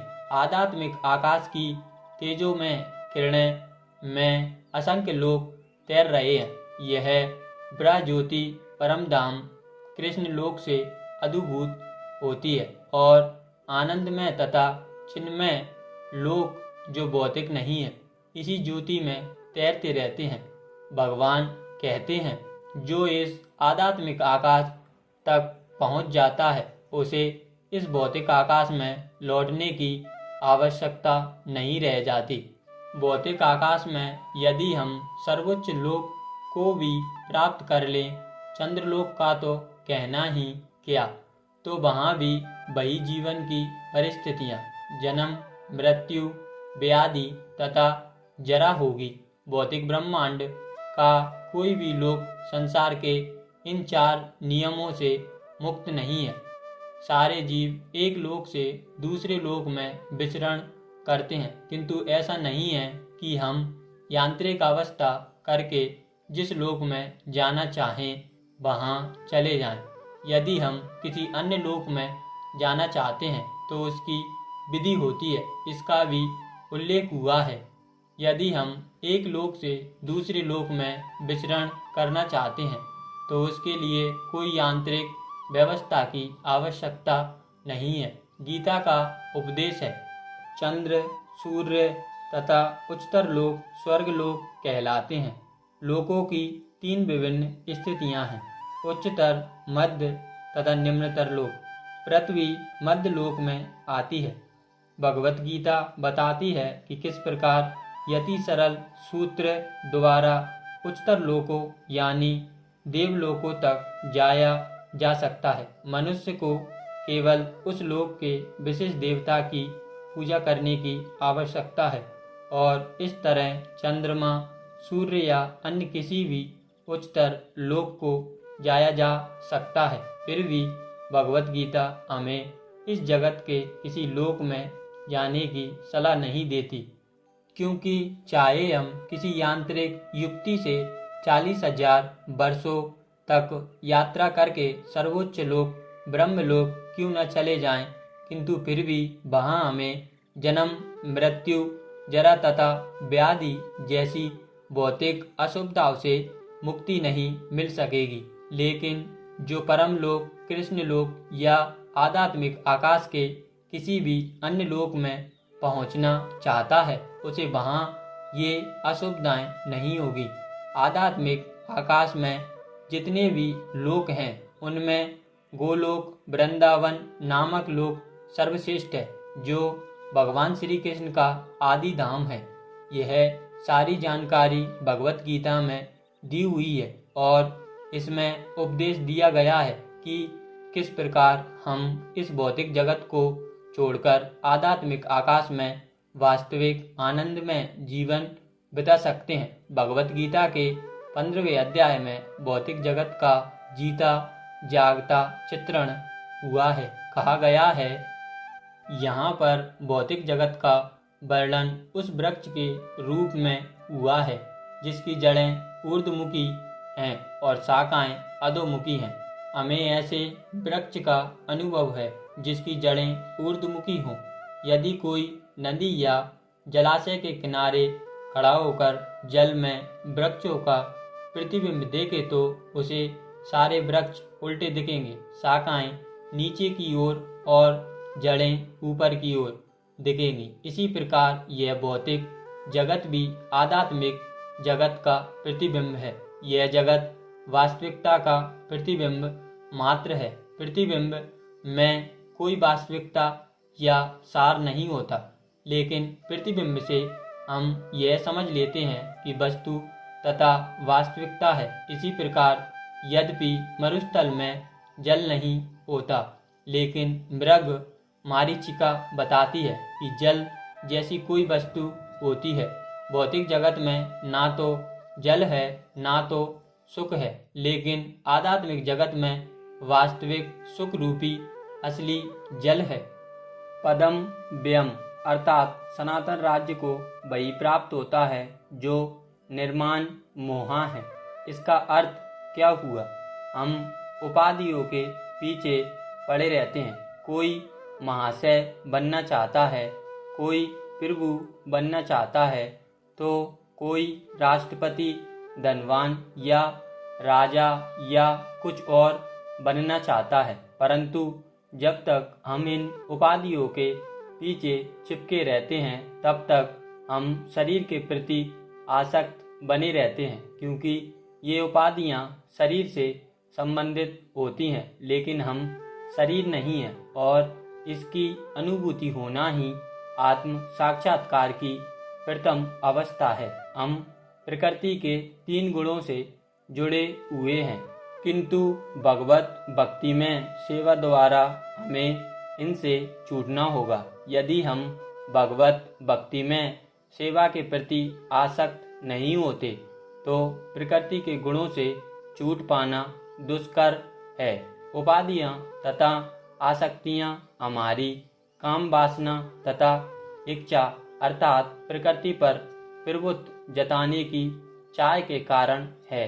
जब तक हम प्रकृति पर प्रभुत्व जताने की प्रवृत्ति को नहीं त्यागते, तब तक भगवान के धाम सनातन धाम को वापस जाने की कोई संभावना नहीं है। इस नित्य अविनाशी धाम को वही प्राप्त होता है जो झूठे भौतिक भोगों के आकर्षणों द्वारा मोहग्रस्त नहीं होता, जो भगवान की सेवा में स्थित रहता है। ऐसा व्यक्ति सहज ही परम धाम को प्राप्त होता है। अव्यक्त का अर्थ है अप्रकट। हमारे समक्ष सारा भौतिक जगत तक प्रकट नहीं है। हमारी इंद्रियां इतनी अपूर्ण हैं कि हम इस ब्रह्मांड में सारे नक्षत्रों को भी नहीं देख पाते। वैदिक साहित्य से हमें सभी लोकों के विषय में प्रचुर जानकारी प्राप्त होती है। उस पर विश्वास करना या ना करना हमारे ऊपर निर्भर करता है। वैदिक ग्रंथों में विशेषतया श्रीमद् भागवतम में सभी महत्वपूर्ण लोकों का वर्णन है। इस भौतिक आकाश से परे आध्यात्मिक जगत है जो अव्यक्त या अप्रकट कहलाता है। व्यक्ति को भगवत धाम की ही कामना तथा लालसा करनी चाहिए, क्योंकि जब उसको उस धाम की प्राप्ति हो जाती है तब उसको वहां से फिर इस जगत में लौटना नहीं पड़ता। इसके बाद प्रश्न पूछा जा सकता है कि उस भगवत धाम तक कैसे पहुंचा जाता है। इसकी सूचना भगवत गीता के 8वें अध्याय में 8वें 5वें श्लोक में इस तरह की गई है। अंतकाल में जो कोई मेरा स्मरण करते हुए शरीर त्याग करता है वह तुरंत मेरे स्वभाव को प्राप्त होता है। इसमें रंग मात्र भी संदेह नहीं है। जो व्यक्ति मृत्यु के समय कृष्ण का चिंतन करता है वह कृष्ण को प्राप्त होता है। मनुष्य को चाहिए कि वह कृष्ण के स्वरूप का स्मरण करे, और यदि इस रूप का चिंतन करते हुए वह मर जाता है तो वह भगवत धाम को प्राप्त होता है। मद भावम शब्द परम पुरुष के परम स्वभाव का सूचक है। परम पुरुष सच्चिदानंद विग्रह है, अर्थात उनका स्वरूप शाश्वत ज्ञान तथा आनंद से पूर्ण रहता है। हमारा यह शरीर सच्चिदानंद नहीं है, यह सत्य नहीं अपितु असत है। यह शाश्वत नहीं अपितु नाशवान है। यह चित्त अर्थात ज्ञान से पूर्ण नहीं अपितु अज्ञान से पूर्ण है। हमें भगवत धाम का कोई ज्ञान नहीं है, यहाँ तक कि हमें इस भौतिक जगत तक का पूर्ण ज्ञान नहीं है, क्योंकि ऐसी अनेक वस्तुएं हैं जो हमें ज्ञात नहीं है। यह शरीर निरानंद है, आनंद से ओतप्रोत न होकर दुख में है। इस संसार में जितने भी दुखों का हमें अनुभव होता है वे शरीर से उत्पन्न हैं, किंतु जो व्यक्ति भगवान कृष्ण का चिंतन करते हुए इस शरीर को त्यागता है वह तुरंत ही सच्चिदानंद शरीर प्राप्त करता है। इस शरीर को त्याग कर इस जगत में दूसरा शरीर धारण करना भी सुव्यवस्थित है। मनुष्य तभी मरता है जब यह निश्चित हो जाता है कि अगले जीवन में उसे किस प्रकार का शरीर प्राप्त होगा। इसका निर्णय उच्च अधिकारी करते हैं, स्वयं जीव नहीं करता। इस जीवन में अपने कर्मों के अनुसार हम उन्नति या अवनति करते हैं। यह जीवन अगले जीवन की तैयारी है। अतएव यदि हम इस जीवन में भगवत धाम पहुँचने की तैयारी कर लेते हैं तो इस जीवन को त्यागने के बाद हम भगवान के ही सदृश आध्यात्मिक शरीर प्राप्त करते हैं। जैसा कि पहले कहा जा चुका है, आध्यात्मवादियों के कई प्रकार हैं, ब्रह्मवादी, परमात्मावादी तथा भक्त। और जैसा कि उल्लेख हो चुका है, ब्रह्म ज्योति में असंख्य आध्यात्मिक लोक हैं। इन लोगों की संख्या भौतिक जगत के लोगों की संख्या से कहीं अधिक बड़ी है। यह भौतिक जगत अखिल सृष्टि का केवल चतुर्थांश है। इस भौतिक खंड में लाखों करोड़ों ब्रह्मांड हैं, जिनमें अरबों लोक और सूर्य, तारे तथा चंद्रमा हैं, किंतु यह सारी भौतिक सृष्टि संपूर्ण सृष्टि का एक खंड मात्र है। अधिकांश सृष्टि तो आध्यात्मिक आकाश में है।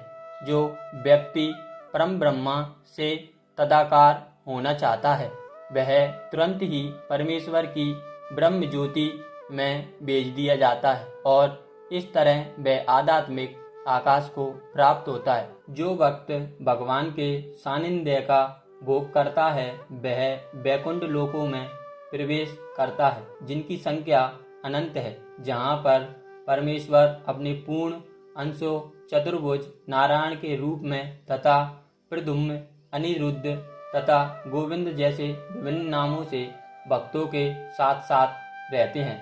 अतः जीवन के अंत में आध्यात्मवादी ब्रह्म ज्योति परमात्मा या भगवान श्री कृष्ण का चिंतन करते हैं।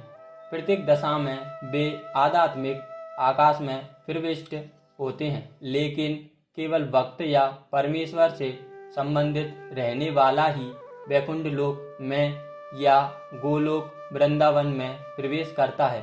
भगवान यह भी कहते हैं कि इसमें कोई संदेह नहीं है। इस पर दृढ़ विश्वास करना चाहिए। हमें चाहिए कि जो हमारी कल्पना से मेल नहीं खाता उसका बहिष्कार ना करें।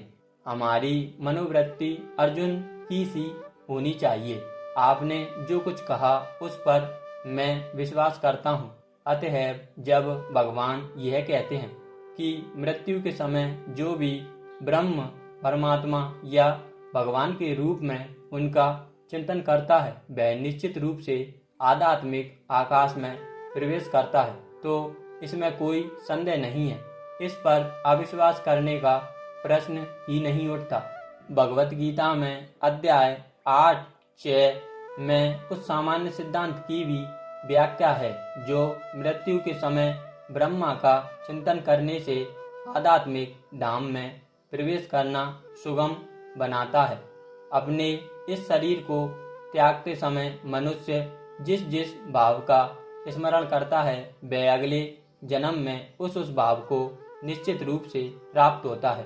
अब सर्वप्रथम हमें यह समझना चाहिए कि भौतिक प्रकृति परमेश्वर की एक शक्ति का प्रदर्शन है। विष्णु पुराण में भगवान की समग्र शक्तियों का वर्णन हुआ है। परमेश्वर की शक्तियाँ विविध तथा असंख्य हैं और वे हमारी बुद्धि के परे हैं, लेकिन बड़े बड़े विद्वान मुनियों या मुक्ता आत्माओं ने इन शक्तियों का अध्ययन करके इन्हें 3 भागों में बांटा है। सारी शक्तियाँ विष्णु शक्ति हैं, अर्थात वे भगवान विष्णु की विभिन्न शक्तियाँ हैं। पहली शक्ति परा या आध्यात्मिक है। जीव भी पराशक्ति है, जैसा कि पहले कहा जा चुका है। अन्य शक्तियाँ या भौतिक शक्तियाँ तामसी हैं। मृत्यु के समय हम या तो इस संसार की अपरा शक्ति में रहते हैं या फिर आध्यात्मिक जगत की शक्ति में चले जाते हैं। अतः भगवत गीता में कहा गया है, अपने इस शरीर को त्यागते समय मनुष्य जिस जिस भाव का स्मरण करता है वह अगले जन्म में उस भाव को निश्चित रूप से प्राप्त होता है। जीवन में हम या तो भौतिक या आध्यात्मिक शक्ति के विषय में सोचने के आदी हैं। हम अपने विचारों को भौतिक शक्ति से आध्यात्मिक शक्ति में किस प्रकार ले जा सकते हैं, ऐसे बहुत से साहित्य हैं, यथा समाचार पत्र, पत्रिकाएं, उपन्यास आदि जो हमारे विचारों को भौतिक शक्ति से भर देते हैं। इस समय हमें ऐसे साहित्य में लगे अपने चिंतन को वैदिक साहित्य की ओर मोड़ना है। अतः महर्षियों ने अनेक वैदिक ग्रंथ लिखे हैं। यथा पुराण, ये पुराण कल्पना प्रसूत नहीं है, अपितु ऐतिहासिक लेख है। बुलक्कड़ जीवों या बद जीवों ने परमेश्वर के साथ अपने संबंध को बुला दिया है और वे सब भौतिक कार्यों के विषय में सोचने में मगन रहते हैं। इनकी चिंतन शक्ति को आध्यात्मिक आकाश की ओर मोड़ने के लिए ही कृष्ण द्वापर व्यास ने प्रचुर वैदिक साहित्य प्रदान किया है। सर्वप्रथम उन्होंने वेद के 4 विभाग किए, फिर उन्होंने उनकी व्याख्या पुराणों में की और अल्पज्ञों के लिए उन्होंने महाभारत की रचना की। महाभारत में ही भगवत गीता दी हुई है। तत्पश्चात वैदिक साहित्य का सार वेदांत सूत्र में दिया गया है और भावी पथ प्रदर्शक के लिए उन्होंने वेदांत सूत्र का सहज भाष्य भी कर दिया, जो श्रीमद् भागवतम कहलाता है। हमें इन वैदिक ग्रंथों के अध्ययन में अपना चित्त लगाना चाहिए।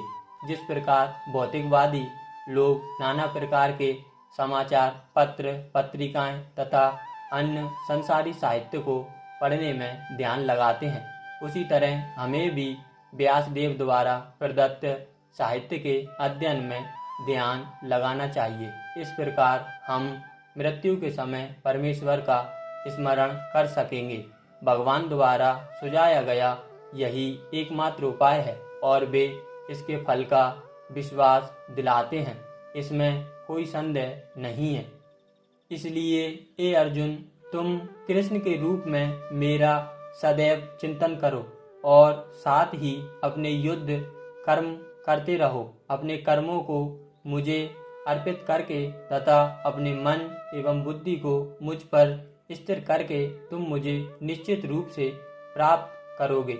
वे अर्जुन से उसके कर्म को त्याग कर केवल अपना स्मरण करने के लिए नहीं कहते। भगवान कभी भी कोई अव्यावहारिक बात का परामर्श नहीं देते। इस जगत में शरीर के पालन हेतु मनुष्य को कर्म करना होता है। कर्म के अनुसार मानव समाज 4 वर्णों में विभाजित है: ब्राह्मण, क्षत्रिय, वैश्य तथा शूद्र। ब्राह्मण अथवा बुद्धिमान वर्ग एक प्रकार से कार्य करता है। क्षत्रिय या प्रकाशक वर्ग दूसरी तरह से कार्य करता है। इसी प्रकार वर्णिक वर्ग तथा श्रमिक वर्ग भी अपने अपने कर्तव्यों का पालन करते हैं। मानव समाज में चाहे कोई श्रमिक हो, वर्णिक हो, प्रशासक हो या कि किसान हो, या फिर चाहे वह सर्वोच्च वर्ण का तथा साहित्यिक हो, वैज्ञानिक हो या धर्मशास्त्रज्ञ हो, उसे अपने जीवन यापन के लिए कार्य करना होता है। अतएव भगवान अर्जुन से कहते हैं कि उसे अपनी वृत्ति का त्याग नहीं करना है, अपितु वृत्ति में लगे रहकर कृष्ण का स्मरण करना चाहिए। यदि वह जीवन संघर्ष करते हुए कृष्ण का स्मरण करने का अभ्यास नहीं करता तो वह मृत्यु के समय कृष्ण का स्मरण नहीं कर सकेगा। भगवान चैतन्य भी यही उपदेश देते हैं।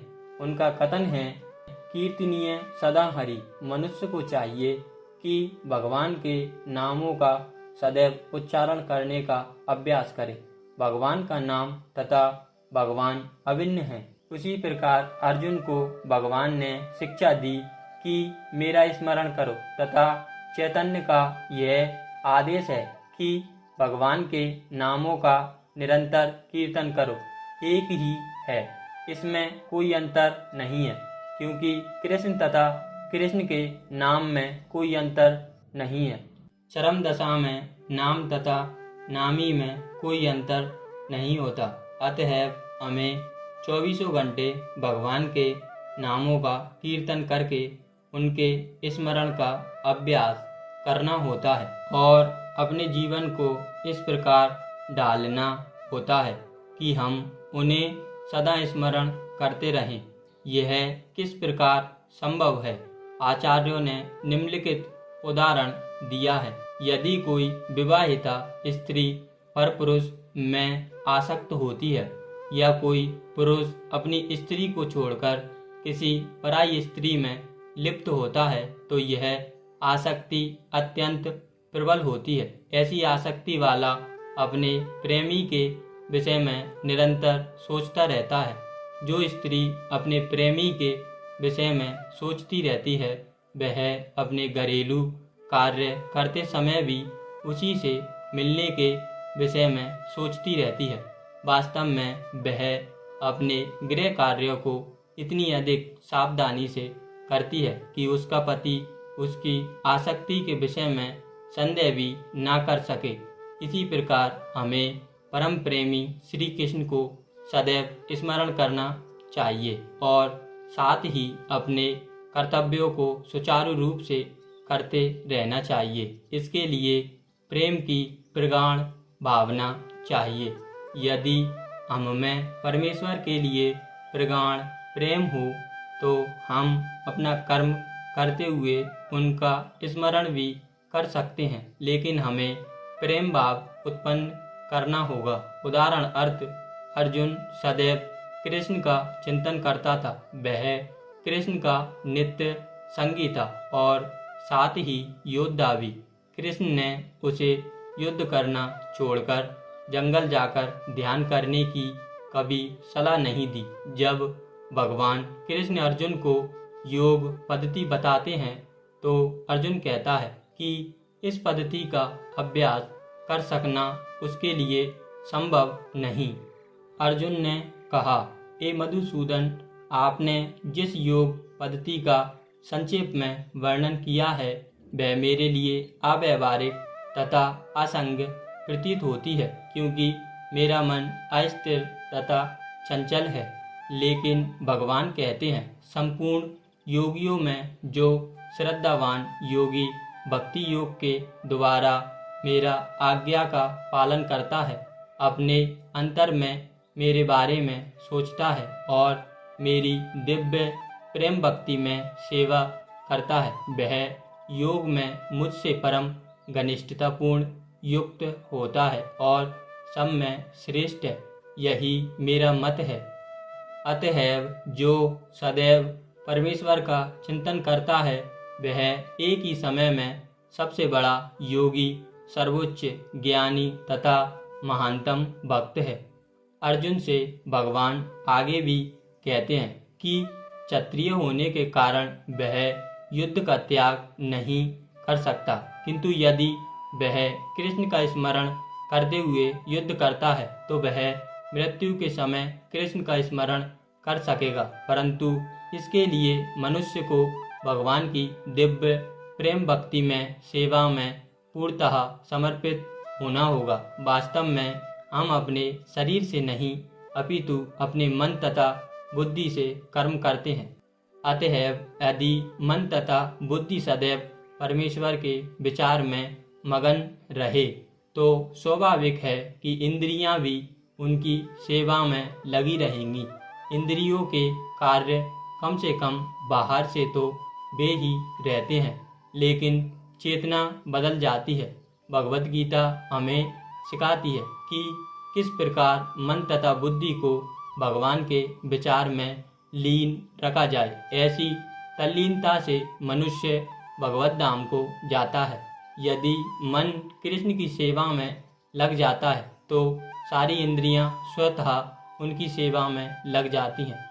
यह कला है और यही भगवत गीता का रहस्य भी है कि श्री कृष्ण के विचार में पूरी तरह मगन रहा जाए। आधुनिक मनुष्य ने चंद्रमा तक पहुंचने के लिए कठोर संघर्ष किया है, लेकिन उसने अपने आध्यात्मिक उत्थान के लिए कठिन प्रयास नहीं किया। यदि मनुष्य को 50 वर्ष आगे जीना है तो उसे चाहिए कि इस थोड़े समय को भगवान का स्मरण करने के अभ्यास में लगाए। यह अभ्यास भक्ति योग है। ये 9 विधियां हैं जिसमें स्वरूप सिद्ध व्यक्ति से भगवत गीता का श्रवण करना सबसे सुगम है। तब व्यक्ति भगवत चिंतन की ओर मुड़ेगा। इससे परमेश्वर का स्मरण होगा और शरीर छोड़ने पर आध्यात्मिक शरीर प्राप्त होगा जो परमेश्वर की संगति के लिए प्रयुक्त है। भगवान आगे भी कहते हैं, हे अर्जुन, जो व्यक्ति पथ पर विचलित हुए बिना अपने मन को निरंतर मेरा स्मरण करने में व्यस्त रखता है और भगवान के रूप में मेरा ध्यान करता है, वह मुझको अवश्य प्राप्त होता है। यह कोई कठिन पद्धति नहीं है, तो भी इसे किसी अनुभवी व्यक्ति से सीखना चाहिए। मनुष्य को चाहिए कि जो पहले से अभ्यास कर रहा हो उसके पास जाए। मन सदैव इधर उधर उड़ता रहता है, किंतु मनुष्य को चाहिए कि मन को भगवान श्री कृष्ण के स्वरूप पर या उनके नामोच्चारण पर केंद्रित करने का अभ्यास करें। मन स्वभावतः चंचल है, इधर उधर जाता रहता है, लेकिन यह कृष्ण की ध्वनि पर स्थिर हो सकता है। इस प्रकार मनुष्य को परम पुरुषम अर्थात दिव्य लोक में भगवान का चिंतन करना चाहिए और उनको प्राप्त करना चाहिए। चरम अनुभूति या चरम उपलब्धि के साधन भगवत गीता में बताए गए हैं और इस ज्ञान के द्वार सबके लिए खुले हैं। किसी के लिए रोक टोक नहीं है। सभी श्रेणी के लोग भगवान कृष्ण का चिंतन करके उनके पास पहुंच सकते हैं, क्योंकि उनका श्रवण तथा चिंतन हर एक के लिए संभव है। भगवान आगे भी कहते हैं, इस तरह भगवान कहते हैं कि वैश्य, पतिता, स्त्री या श्रमिक अथवा अधम योनि को प्राप्त मनुष्य भी ईश्वर को पा सकता है। उसे अत्यधिक विकसित बुद्धि की आवश्यकता नहीं पड़ती। बात यह है कि जो कोई भक्ति योग के सिद्धांत को स्वीकार करता है और परमेश्वर को जीवन के आश्रय तत्व के रूप में सर्वोच्च लक्ष्य या चरम लक्ष्य के रूप में स्वीकार करता है, वह आध्यात्मिक आकाश में भगवान तक पहुंच सकता है। यदि कोई भगवत गीता में बताए गए सिद्धांतों को ग्रहण करता है तो वह अपना जीवन पूर्ण बना सकता है और जीवन की सारी समस्याओं का स्थायी हल पाता है। यही भगवत गीता का सार सर्वस्व है। सारांश यह है कि भगवत गीता दिव्य साहित्य है जिसको ध्यानपूर्वक पढ़ना चाहिए। यदि कोई भगवत गीता के उपदेशों का पालन करे तो वह जीवन के दुखों तथा चिंताओं से मुक्त हो सकता है। वह इस जीवन में सारे भय से मुक्त हो जाएगा और उसका अगला जीवन आध्यात्मिक होगा। एक अन्य लाभ भी होता है। यदि कोई भगवत गीता को निष्ठा तथा गंभीरता के साथ पढ़ता है तो भगवान की कृपा से उसके सारे पूर्व दुष्कर्मों के फलों का उस पर कोई प्रभाव नहीं पड़ता। भगवान भगवत गीता के अंतिम अंश में जोर देकर कहते हैं, सब धर्मों को त्याग कर एकमात्र मेरी ही शरण में आओ, मैं तुम्हें समस्त पापों से मुक्त कर दूंगा। तुम डरो मत। इस प्रकार अपनी शरण में आए भक्त का पूरा उत्तरदायित्व भगवान अपने ऊपर ले लेते हैं और उसके समस्त पापों को क्षमा कर देते हैं। मनुष्य जल में स्नान करके नित्य अपने को स्वच्छ कर सकता है, लेकिन यदि कोई भगवत गीता रूपी पवित्र गंगा जल में एक बार भी स्नान कर ले तो वह भवसागर की मलिनता से सदा सदा के लिए मुक्त हो जाएगा।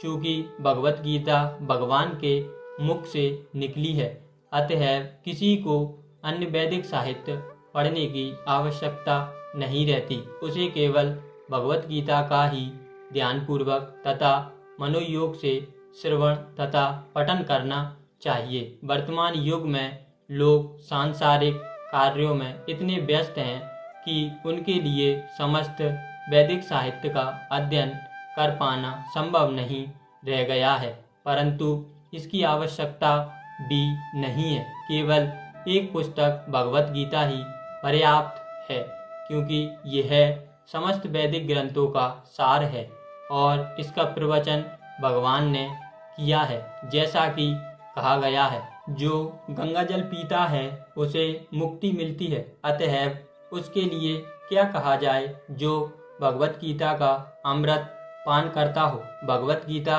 महाभारत का अमृत है और इसे भगवान कृष्ण मूल विष्णु ने स्वयं सुनाया है। भगवत गीता भगवान के मुख से निकली है और गंगा भगवान के चरणों कमल से निकली है। निसंदेह भगवान के मुख तथा चरणों में कोई अंतर नहीं है, लेकिन निष्पक्ष अध्ययन से हम पाएंगे कि भगवत गीता गंगा जल की अपेक्षा अधिक महत्वपूर्ण है। यह गीतोपनिषद भगवत गीता जो समस्त उपनिषदों का सार है, गाय के तुल्य है। और ग्वालवाल के रूप में विख्यात भगवान कृष्ण इस गाय को दुहे रहे हैं। अर्जुन बछड़े के समान हैं और सारे विद्वान तथा शुद्ध भक्त भगवत गीता के अमृत में दूध का पान करने वाले हैं। आज के युग में लोग एक शास्त्र, एक ईश्वर, एक धर्म तथा एक वृत्ति के लिए अत्यंत उत्सुक हैं। अतएव एकम शास्त्रम देवकी पुत्र गीतम, केवल एक शास्त्र भगवत गीता हो जो सारे विश्व के लिए हो। एको देवो देवकी पुत्र इव, सारे विश्व के लिए एक ईश्वर हो श्री कृष्ण। एको मंत्र स्तः नामानि यानि, और एक मंत्र एक प्रार्थना हो उनके नाम का कीर्तन। हरे कृष्ण कृष्ण कृष्ण हरे हरे, हरे राम राम राम हरे हरे। और केवल एक ही कार्य हो, भगवान की सेवा।